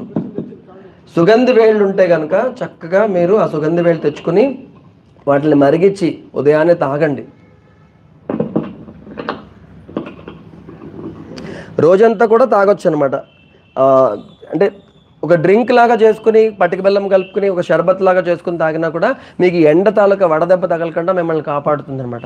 అది బ్లడ్ ప్యూరిఫికేషన్ కూడా చేస్తుంది, స్కిన్ డిసీజ్ ఉన్న వాళ్ళు కూడా మంచిది. అలాగే వట్టివేళ్ళు చేపలు వచ్చేవి కదా, ఇదివరకు ఆ వట్టి వేళ్ళు కూడా తెచ్చుకుని నీటిలో వేసి మరిగించుకుని తాగితే బాడీలో ఎక్సెస్ హీట్ రాకుండా ఉంటుంది. ఎండాకాలంలోని మూత్రంలో మంట, ఇంకా కళ్ళు మంటలు, చేతుల మంటలు, ఆ మంటలన్నీ కూడా తగ్గుతాయి అనమాట. సో వట్టి వేళ్ళు, సుగంధ వేళ్ళు మీ ఇంట్లో ఉంటే ఓ 2-3 కిలోలు సుగంధ వేళ్ళు కొనుక్కోండి. ఎండాకాలం మొత్తం మీ కుటుంబాన్ని మీరు కాపాడుకోవచ్చు అనమాట. రోజు చక్కగా సుగంధ వేళ్ళు కొంచెం నీటిలో వేసి మరిగించి ఆ నీళ్ళు తాగండి. సుగంధి వేళ్ళు, వట్టి వేళ్ళు వేసేసి మరిగించి నీళ్ళు. అలాగే ధనియాలు రాత్రి నీళ్ళు బాగా సలసల మరిగించి దించిన తర్వాత కొంచెం ధనియాల పొడి వేసి 1 లీటర్ నీళ్లలో ఒక 4 చెంచాలు ధనియాల పొడి వేసి మూత పెట్టేసి పొద్దున్న దాకా నానబెట్టి ఉంచి పొద్దున్నే అందరూ చెరొక గ్లాసు తాగేశారంటే ఇంట్లోని చక్కగా రోజంతా కూడా చలవ చేస్తుంది అనమాట. అలా నీటిని సంస్కరించుకోవడానికి ఎన్నో రకాల పద్ధతులు చెప్పారు. అవన్నీ కూడా మనం వర్క్షాప్లో డిస్కస్ చేసుకుందాం. ఓకే, ఇంకొకటి చాలా ఇంపార్టెంట్ విషయం నిద్ర. ఓకే, నిద్ర సరిగా లేకపోతే ఆరోగ్యం బాగుండదు. నిద్రలో అద్భుతమైనటువంటి మార్పులు జరుగుతాయి. శరీరంలో కొత్త కణాలు తయారవుతాయి, రీజనరేషన్ జరుగుతుంది. కొత్త కణాలు తయారవ్వాలన్నా కూడా, రిపేర్ వర్క్ జరగాలన్నా కూడా, రిజువనేషన్, రివైటలైజేషన్ జరిగి నెక్స్ట్ డేకి మనం పూర్తి శక్తితో మనం లేవాలి అంటే కనుక నిద్ర సరిగ్గా ఉండాలి.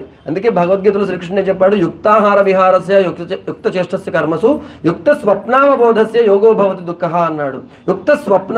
యుక్త స్వప్నము, యుక్త అవబోధనము. సరిగ్గా పడుకోవాలి, సరిగ్గా లేవాలి. సరిగ్గా పడుకోవడం అంటే ఇలా పడుకున్న వెంటనే టక్మని నిద్ర పట్టాలి, సరైన సమయంలో పడుకోవాలి. సరిగ్గా లేవడం అంటే ఏంటండి? బ్రాహ్మీముహూర్తంలో నిద్ర లేవాలి, ఇంకా సమయానికి లేవాలి. సమయానికి లేవడమే కాదు, ఇప్పుడు అలారం మోగిన వెంటనే చక్మని మీరు లేవగలుగుతున్నారా? మంచం మంచి jumping out of the bed అంటారు. అంటే వీపు కింద స్ప్రింగ్ ఉంది, నొక్కగానే స్ప్రింగ్ తోసింది అనుకోండి, మీరు ఎలా లేస్తారు? అలా లేవగలుగుతున్నారా? ఇలా కళ్ళు తెలవగానే మెలకు రాగానే లేవగలుగుతున్నారా?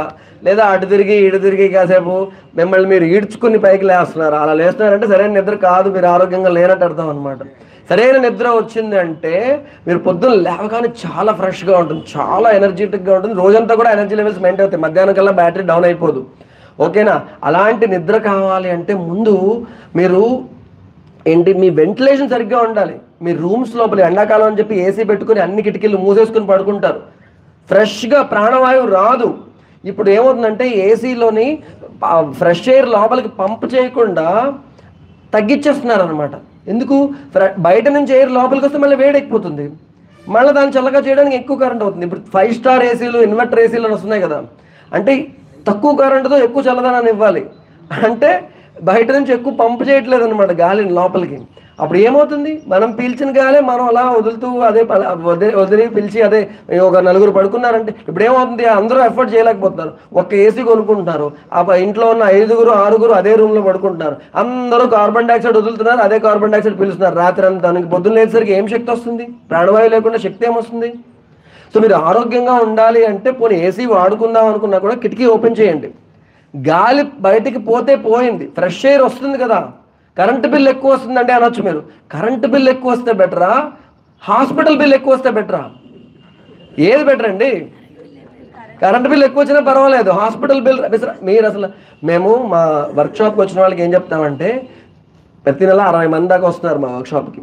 వాళ్ళకి ఏం చెప్తామంటే, మీరు లైఫ్లో ఎప్పుడు నా దగ్గరికి పేషెంట్గా రాకూడదు, మీరు వర్క్షాప్ యోగా హాల్కే రావాలి, నా హాస్పిటల్ కన్సల్టేషన్ రూమ్లోకి రాకూడదు. రాకుండా ఉండడానికి ఏం నేర్చుకోవాలో అవన్నీ చేయండి, చేసి ఆరోగ్యంగా ఉండండి. డాక్టర్ దగ్గరికి వెళ్ళొద్దు మీరు, మీ ఆరోగ్యం మీ చేతుల్లోనే, your health in your hands.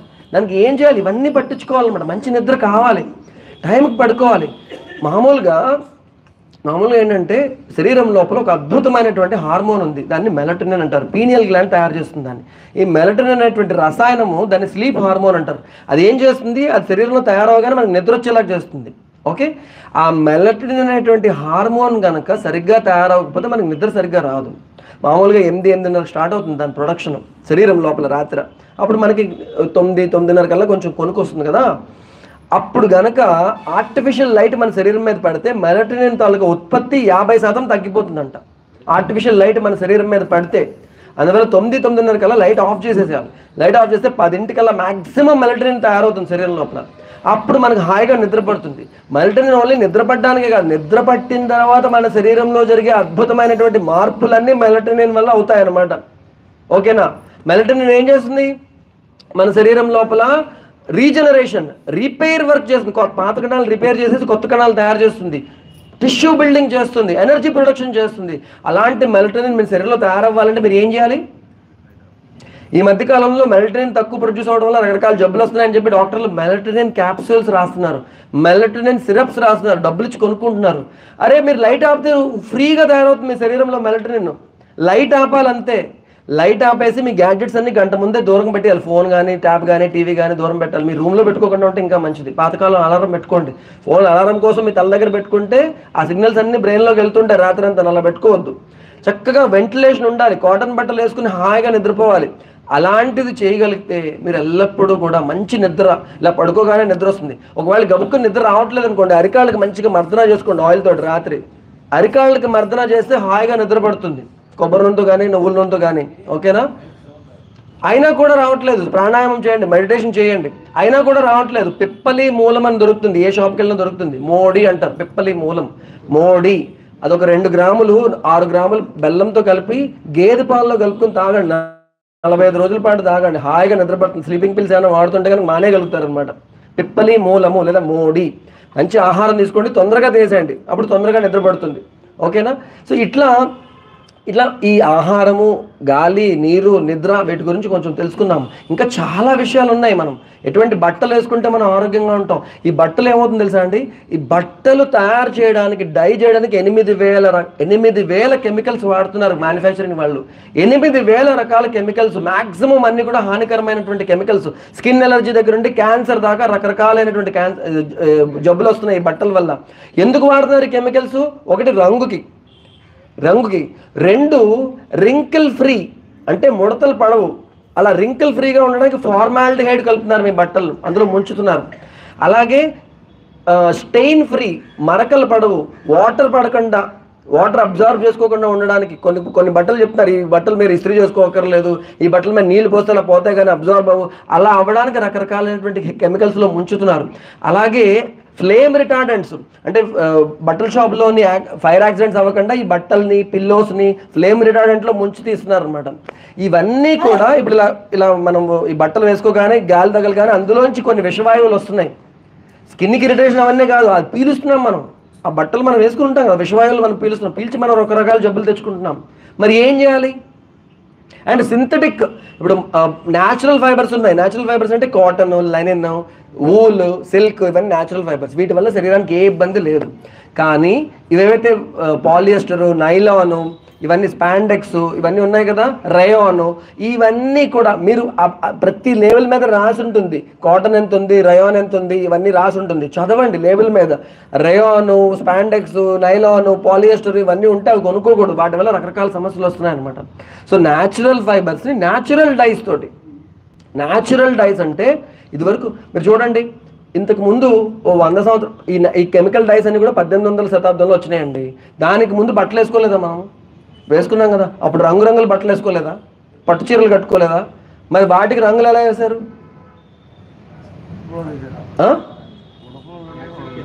ప్రకృతి నుంచి వచ్చేవి రంగులన్నీ కూడా. కరక్కాయ నుంచి రంగు తీసేవారు, నీలి చెట్టు నుంచి రంగు తీసేవారు, బంతి పువ్వుల నుంచి రంగు తీసేవారు, ఓకే, మంజిష్టా నుంచి రంగు తీసేవారు. అలాగే ఇప్పుడు నల్ల రంగు రావడానికి మెంతులు, బెల్లము, ఐరన్ ఆక్సైడ్ అంటే కొంచెం మన ఐరన్ పార్టికల్స్ వేసి నల్ల రంగు తయారు చేస్తారనమాట. ఇలా న్యాచురల్గా డైస్ తయారు చేసి ఆ డైస్ అద్దించి, కేరళలో ఒక కంపెనీ ఉంది ఆయుర్వస్త్ర అని, వాళ్ళు రకరకాల జబ్బులకి బట్టలు తయారు చేస్తున్నారు. సోరియాసిస్ షర్ట్, ఎలర్జీ చీర అంటే ఆస్తమా చీర, సోరియాసిస్ షర్టు, అవి హాట్ కేక్స్ లాగా అమ్ముడవుతున్నాయి. ఫారెన్ కంట్రీస్కి ఎక్స్పోర్ట్ చేస్తున్నారు. ఆ షర్ట్ వేసుకుంటే సోరియాసిస్ ఉన్న వాళ్ళు సోరియాసిస్ కొంచెం తగ్గుతుంది, ఉపశమనం వస్తుంది అనమాట. ఆస్తమా ఉన్నవాళ్ళు చొక్కా వేసుకుంటే ఆ ఆస్తమా ఉన్న వాళ్ళకి తగ్గుతుంది అనమాట. అలాంటి ఆయుర్వేద వనమూలికల నుంచి డైస్ తీసి దాంతో చేస్తున్నారు. అలా తయారు చేసే వాళ్ళు మన దగ్గరలోనే ఉన్నారు. మీకు తెలుసా? ఇక్కడ మన ఇది ఉందా, పెనగాడు ఉందా? సబ్బవరం దాటిన తర్వాత వెళ్తుంటే పెనగాడు వస్తుంది. ఆ పెనగాడు నుంచి కొంచెం ముందుకెళ్తే రాంపురం అని ఉంది. ఆ రాంపురం దగ్గర సంకల్ప ఆర్ట్ విలేజ్ అని ఉంది.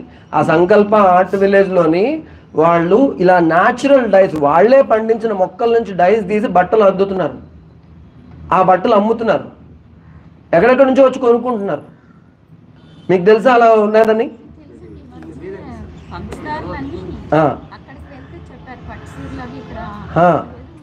మేము మొన్న వెళ్ళాం, మా వర్క్షాప్ పార్టిసిపెంట్స్ అందరం తీసుకుని వెళ్ళాం అక్కడికి.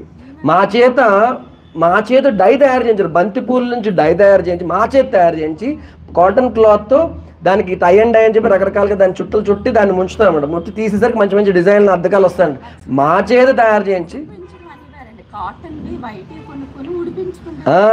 Exactly exactly exactly. ఇప్పుడు దూరంనాయుడు గారు అవకాశం ఇస్తే ఈ కార్యక్రమం జరుగుతున్నప్పుడే అక్కడ ఎవరైతే ఒక అమ్మాయి ఉంది చాలా అద్భుతంగా ఈ పనులన్నీ చేస్తుంది అనమాట. ఆవిడ చేత మీకు ఒక చిన్న క్లాసు, ప్రాక్టికల్ క్లాస్ పెట్టిస్తాను. అంటే ఇక్కడే ఇదే జార్జ్ క్లబ్లోని మీ చేతే డైస్ తయారు చేయించి మీ చేతే బట్టలకి అద్దకం చేయిస్తాం.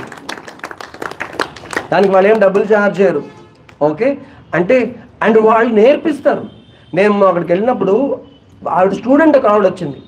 ఆవిడ ఒక స్కార్ఫ్ వేసుకుంది మెడలో, సిల్క్ స్కార్ఫ్. అది చూస్తే ఎలా ఉందంటే ఏదో చాలా ఒక మంచి మనీష్ మల్హోత్రా డిజైన్ చేసినటువంటి స్కార్ఫ్ లాగా ఉందన్నమాట. అది ఎంత బ్యూటిఫుల్గా ఉంది. ఆవిడ అడిగాను, ఆవిడ చెప్పారనమాట, ఇది నేనే డై చేసుకున్నానండి, మేడం నేర్పించారు నాకు అని. అది దేంతో డై చేశారు మేడం అంటే బంతి పూల నుంచి తీసిన కలర్స్తో నేను డై చేశానని. ఆ స్కార్ఫ్ చూస్తే మీరు ఎంత పట్టు స్కార్ఫ్ అనమాట, దానికి బంతి పూల నుంచి తీసిన రంగు వేశారు. ఎంత బ్యూటిఫుల్గా ఉందో, మంచి మంచి మంచి మంచి డిజైన్ తోటి. అబ్బా అలాంటి వేసుకుంటే మా అమ్మాయి కొనాలన్నది అనిపించింది అనమాట. అందుకే మీ దగ్గరికి తీసుకొస్తున్నాం అండి. ఓకే ధర్మనాయుడు గారు ఓకే అంటే చక్కగా వాళ్ళ చేత అది చేయిద్దాం. ఓకేనా అండి, తీసుకొద్దాము. ఓకే సో అల్టిమేట్గా చెప్పాల్సింది ఏంటి అంటే ఉద్ధరేది ఆత్మనాత్మానం నా ఆత్మానం అవసాదయేత్ ఆత్మైవ ఆత్మనో బంధువు ఆత్మైవ రిపురాత్మన. మనల్ని మనమే ఉద్ధరించుకోవాలి. మనకి మనమే బంధువు, మనకి మనమే శత్రువు. మనకి మనమే బంధువు అవ్వాలి అంటే అహరహ పర్యవేక్షేత నరశ్చరితమాత్మన కిమ్ను మే పశుభిస్తుల్య కిమ్ను మే సత్పురుషరితి. నిరంతరం ప్రతిక్షణం మనల్ని మనం గమనించుకోవాలి. నేను ఒక పశువులాగా బిహేవ్ చేస్తున్నానా, ఒక సత్పురుషుడిలాగా హయ్యర్ లెవెల్కి ఎదగడానికి నేను పని చేస్తున్నానా అని ఎరుకలో ఉండాలి. ఆ ఎరుక ఈరోజు మంత్రం ఏంటంటే ఎరుక. కంటిన్యూస్గా ఎరుకలో ఉండి ఎల్లప్పుడూ మంచి పనులు చేస్తూ ఆరోగ్యంగా ఉంటూ అందరికీ ఉపయోగపడే విధంగా ఈ యోగ విద్యని నలుమూల దేశం నలుమూల మీరు అందరూ తీసుకెళ్ళి జీవితాన్ని సార్థకం చేసుకోవాలని మీ అందరినీ కూడా కోరుకుంటున్నాను.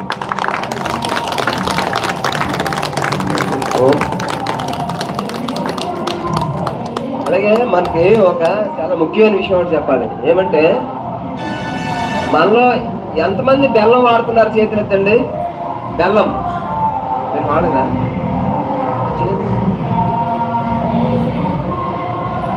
ఎంతమంది తెల్ల బెల్లం వాడుతున్నారు?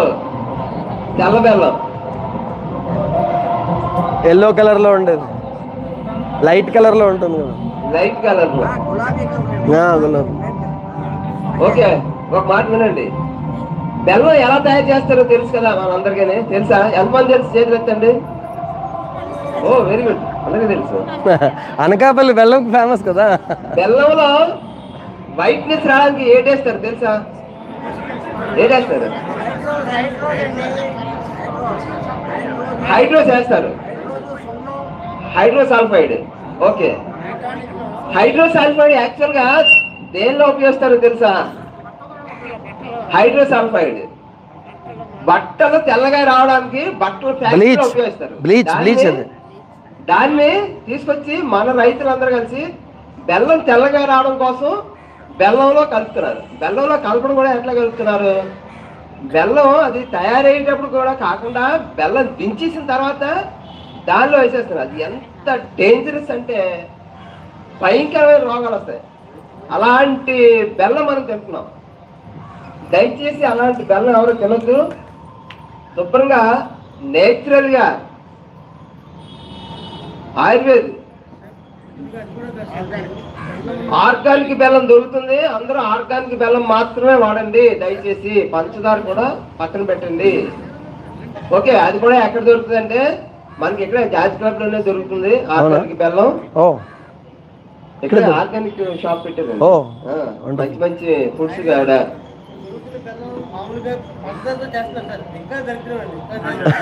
పంచదార కొని దాన్ని మళ్ళీ బెల్లం కింద తయారు చేసి అమ్ముతున్నారు. ఎందుకంటే పంచదార రేటు తక్కువ, బెల్లం రేటు ఎక్కువ.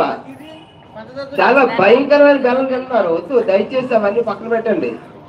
అందులో ముఖ్యంగా మనం బెల్లం తయారు చేస్తున్నాం, మనమే దాన్ని నాశనం చేస్తున్నాం, మన ఆరోగ్యాలు మనం పాడు చేసుకుంటున్నాం. జై గురుదేవ్. అలాగే అందరూ ఒకసారి ఇక్కడికి వచ్చేస్తే మనకి డాక్టర్ గారికి ఆయన చాలా చాలా చాలా చాలా అద్భుతమైన విషయాలు, అద్భుతమైన అన్ని డాక్టర్ గారు చిన్న చిరు సత్కారం చేసుకుందాము.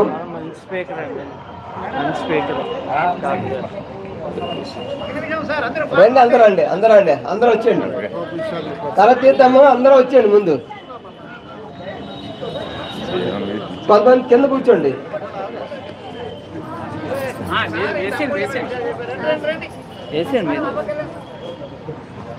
బాబు రావాలి, అందరూ ఫాస్ట్ గా రావాలి, వచ్చేది అందరూ.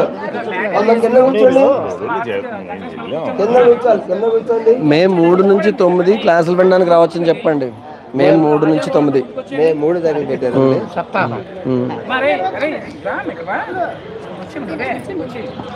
రిజిస్ట్రేషన్స్ క్లోజ్ అయిపోయాయి, అంటే 65 మంది వాళ్ళు రిజిస్టర్ అయిపోయారు. బట్ ఓన్లీ క్లాస్ వినడానికి రావచ్చు పొద్దున్న సాయంత్రం.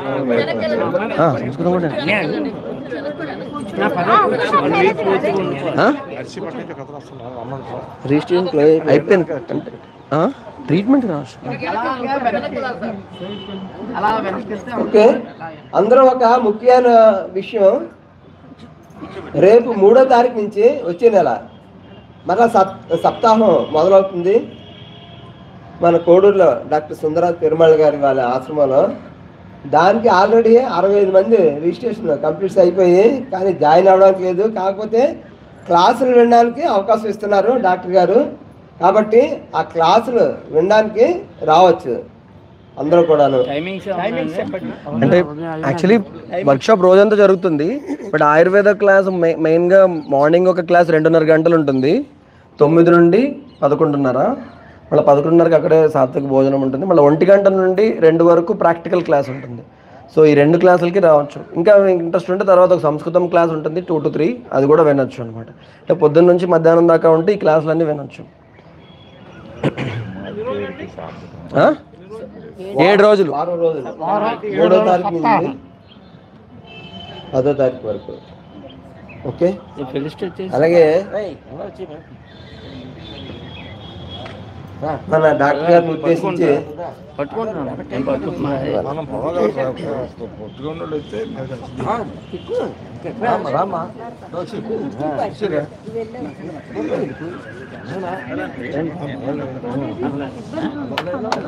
అందరూ గట్టిగా క్లాప్స్.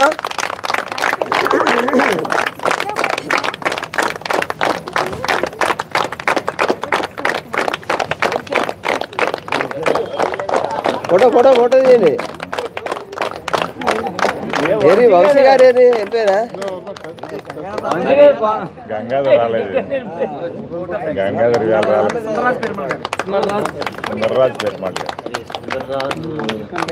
గారు నుండి డాక్టర్ గారికి మరి ధన్యవాదాలు ప్రత్యేకంగా మేము సెంటర్ తెలియజేస్తున్నాము. మరి నిజంగా చెప్పాలంటే డాక్టర్ గారు వచ్చేమో చిన్న వయసు అనేది ఇక్కడ ఉన్న వాళ్ళందరిలో నుంచి కూడా చాలా తక్కువ వయసులో కనపడుతున్నారు. కానీ మరి డాక్టర్ గారి తాలూకా జ్ఞానం, తాలూకా హాస్పిటల్లో ఉన్నటువంటి జ్ఞానాన్ని అంతా కూడా వాళ్ళు తీసుకొచ్చి ఇక్కడ మన సెంటర్లో ఇచ్చినందుకు ప్రత్యేకంగా సెంటర్ ధన్యవాదాలు తెలియజేసుకుంటూ, మరి మరొకసారి ఇటువంటివన్నీ కూడా చాలా ఊర్లోని చాలా ఏరియాలోని మన సెంటర్స్లోని ఇలా మనం గ్యాదరింగ్ పెట్టి వాళ్ళంట్లో స్పీచెస్ ఇచ్చినట్టయితే మార్పు తీసుకురావడానికి ఎక్కువ అవకాశం ఉంటుంది. మన ఆరోగ్యాన్ని మనమే కాపాడుకున్నట్టు అవుతుంది. మరి ప్రత్యేకంగా ఇటువంటివి చేసినందుకు ధర్మనాథ్ గారు కూడా ధన్యవాదాలు. ధర్మనాయుడు గారు ఎక్కడ పిలిస్తే అక్కడ వెళ్ళిపోవడమే.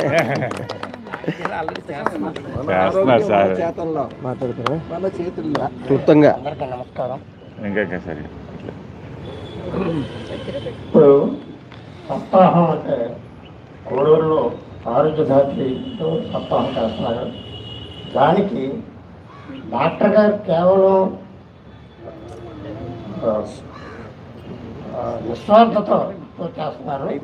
జ్ఞాననిధి అంటే జ్ఞానాన్ని నిధి చేయరు, కానీ ఆ నిధిలోంచి జ్ఞానాన్ని తీసి అందరికీ పంచుతున్నారు. ఉచితంగా పంచుతున్నారు, ఉచితంగా సర్వీస్ చేస్తున్నారు. ఎవరు వెళ్ళినా కూడా అక్కడ కేవలం వైద్యం కూడా వైద్యానికి చూసి ఛాంబర్లో చూసి చేస్తున్నారు. అది కూడా మీరు మనం అందరం కూడా ఉపయోగించుకొని ఆ సప్తాహానికి వెళ్తే ఆయన ఈ విషయాలన్నీ తెలుస్తాయి. కాబట్టి అందరూ వినియోగించుకోవాల్సిందిగా కోరుతున్నాను. Okay, thank you. రామకృష్ణ గారు క్లుప్తంగా 2 విషయాలు మాట్లాడాలి. అందరికీ శుభోదయం. ఈరోజు డాక్టర్ సుందరరాజు పెరుమాళ్ గారు మనకి చాలా విషయాలు, మన ఆరోగ్యంగా ఉండాలి అంటే ఏ విధంగా చేయాలి, మనం వేరు మన శరీరం వేరు అనే దాని మీద చాలా మంచి స్పీచ్ ఇచ్చారు. చాలా ఉపయోగకరం. మనందరికీ కూడా దైనందిన జీవితంలో మనందరం కూడా చాలా ఉపయోగకరంగా ఉంటాం. ఇది కానీ ఆచరించేలా ఉంటే దానికి సుందరరాజు పెరుమాళ్ గారికి ప్రత్యేక ధన్యవాదాలు తెలియజేసుకుంటూ మన యోగా సెంటర్ తరఫున, అలాగే వీటిని తీసుకొచ్చినందుకు దొరకనాయుడు గారికి కూడా ప్రత్యేక ధన్యవాదాలు తెలియజేసుకుంటున్నాం. ఈ రోజు నుండి అందరూ ఇరుకుతో జీవితామండి. రానా ఓకే, ఇంకెవరు?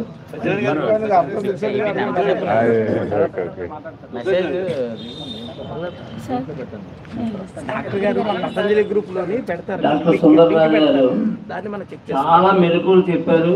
నిజంగా ఆయన స్పీచ్ వింటున్నంత సేపు మనకి అసలు ఏమాత్రం కూడా ఇబ్బంది కలగలేదు. ఎంతో అద్భుతమైన విషయాలు, ఆరోగ్య సూత్రాలు అన్నీ బాగా చెప్పారు.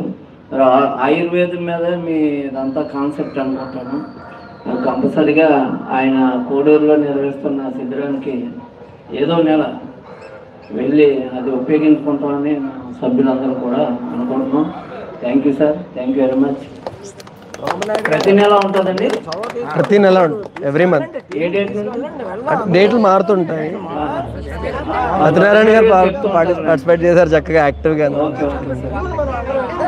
ఇలా పెద్దలు లయన్స్ క్లబ్, రోటరీ క్లబ్ అలాంటి క్లబ్బుల్లోని మీకు వచ్చి మాట్లాడితే మంచి అందరికీ అవేర్నెస్ కలుగుతుంది. తప్పకుండా మా రోటరీ క్లబ్ తరఫున మిమ్మల్ని ఆహ్వానిస్తున్నాం. మీరు ఏదో డేట్ ఇస్తే ఆ రోజు మేము రోటరీ క్లబ్లో మీ సమావేశం ఏర్పాటు చేస్తాం. అయితే ఉదయం పూట కాదు, సాయంత్రం అండి. మీ అవకాశం బట్టి మీ కన్వీనియంట్ డేట్. మంగళ బుధ గురువారాలు కాకుండా ఇంకే రోజులైనా పర్వాలా. ఓహో, ఆ మంగళ బుధ గురువారాలు నేను వైజాగ్ ఓపిక వెళ్తాను, అందుకని ఆ 3 రోజులు కాకుండా ఇంకే రోజైనా పర్వాలా. ఎప్పుడు థర్స్డే?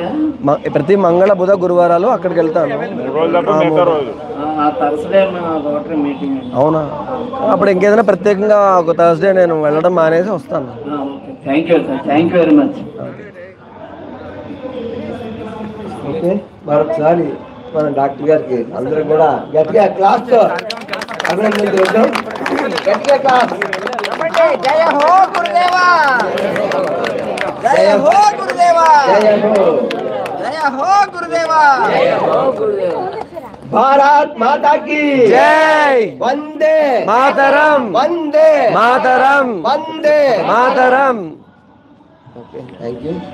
అలాగే మనం ఎవరు శాంతిమని చెప్పలేదు. ఓం అసతో మా సద్గమయ, తమసో మా జ్యోతిర్గమయ, మృత్యోర్మా అమృతంగమయ. ఓం శాంతి శాంతి శాంతి. సర్వే జనా సుఖినో భవంతు, లోకాః సమస్తాః సుఖినో భవంతు. జై గురుదేవ, జై గురుదేవా, జై గురుదేవా.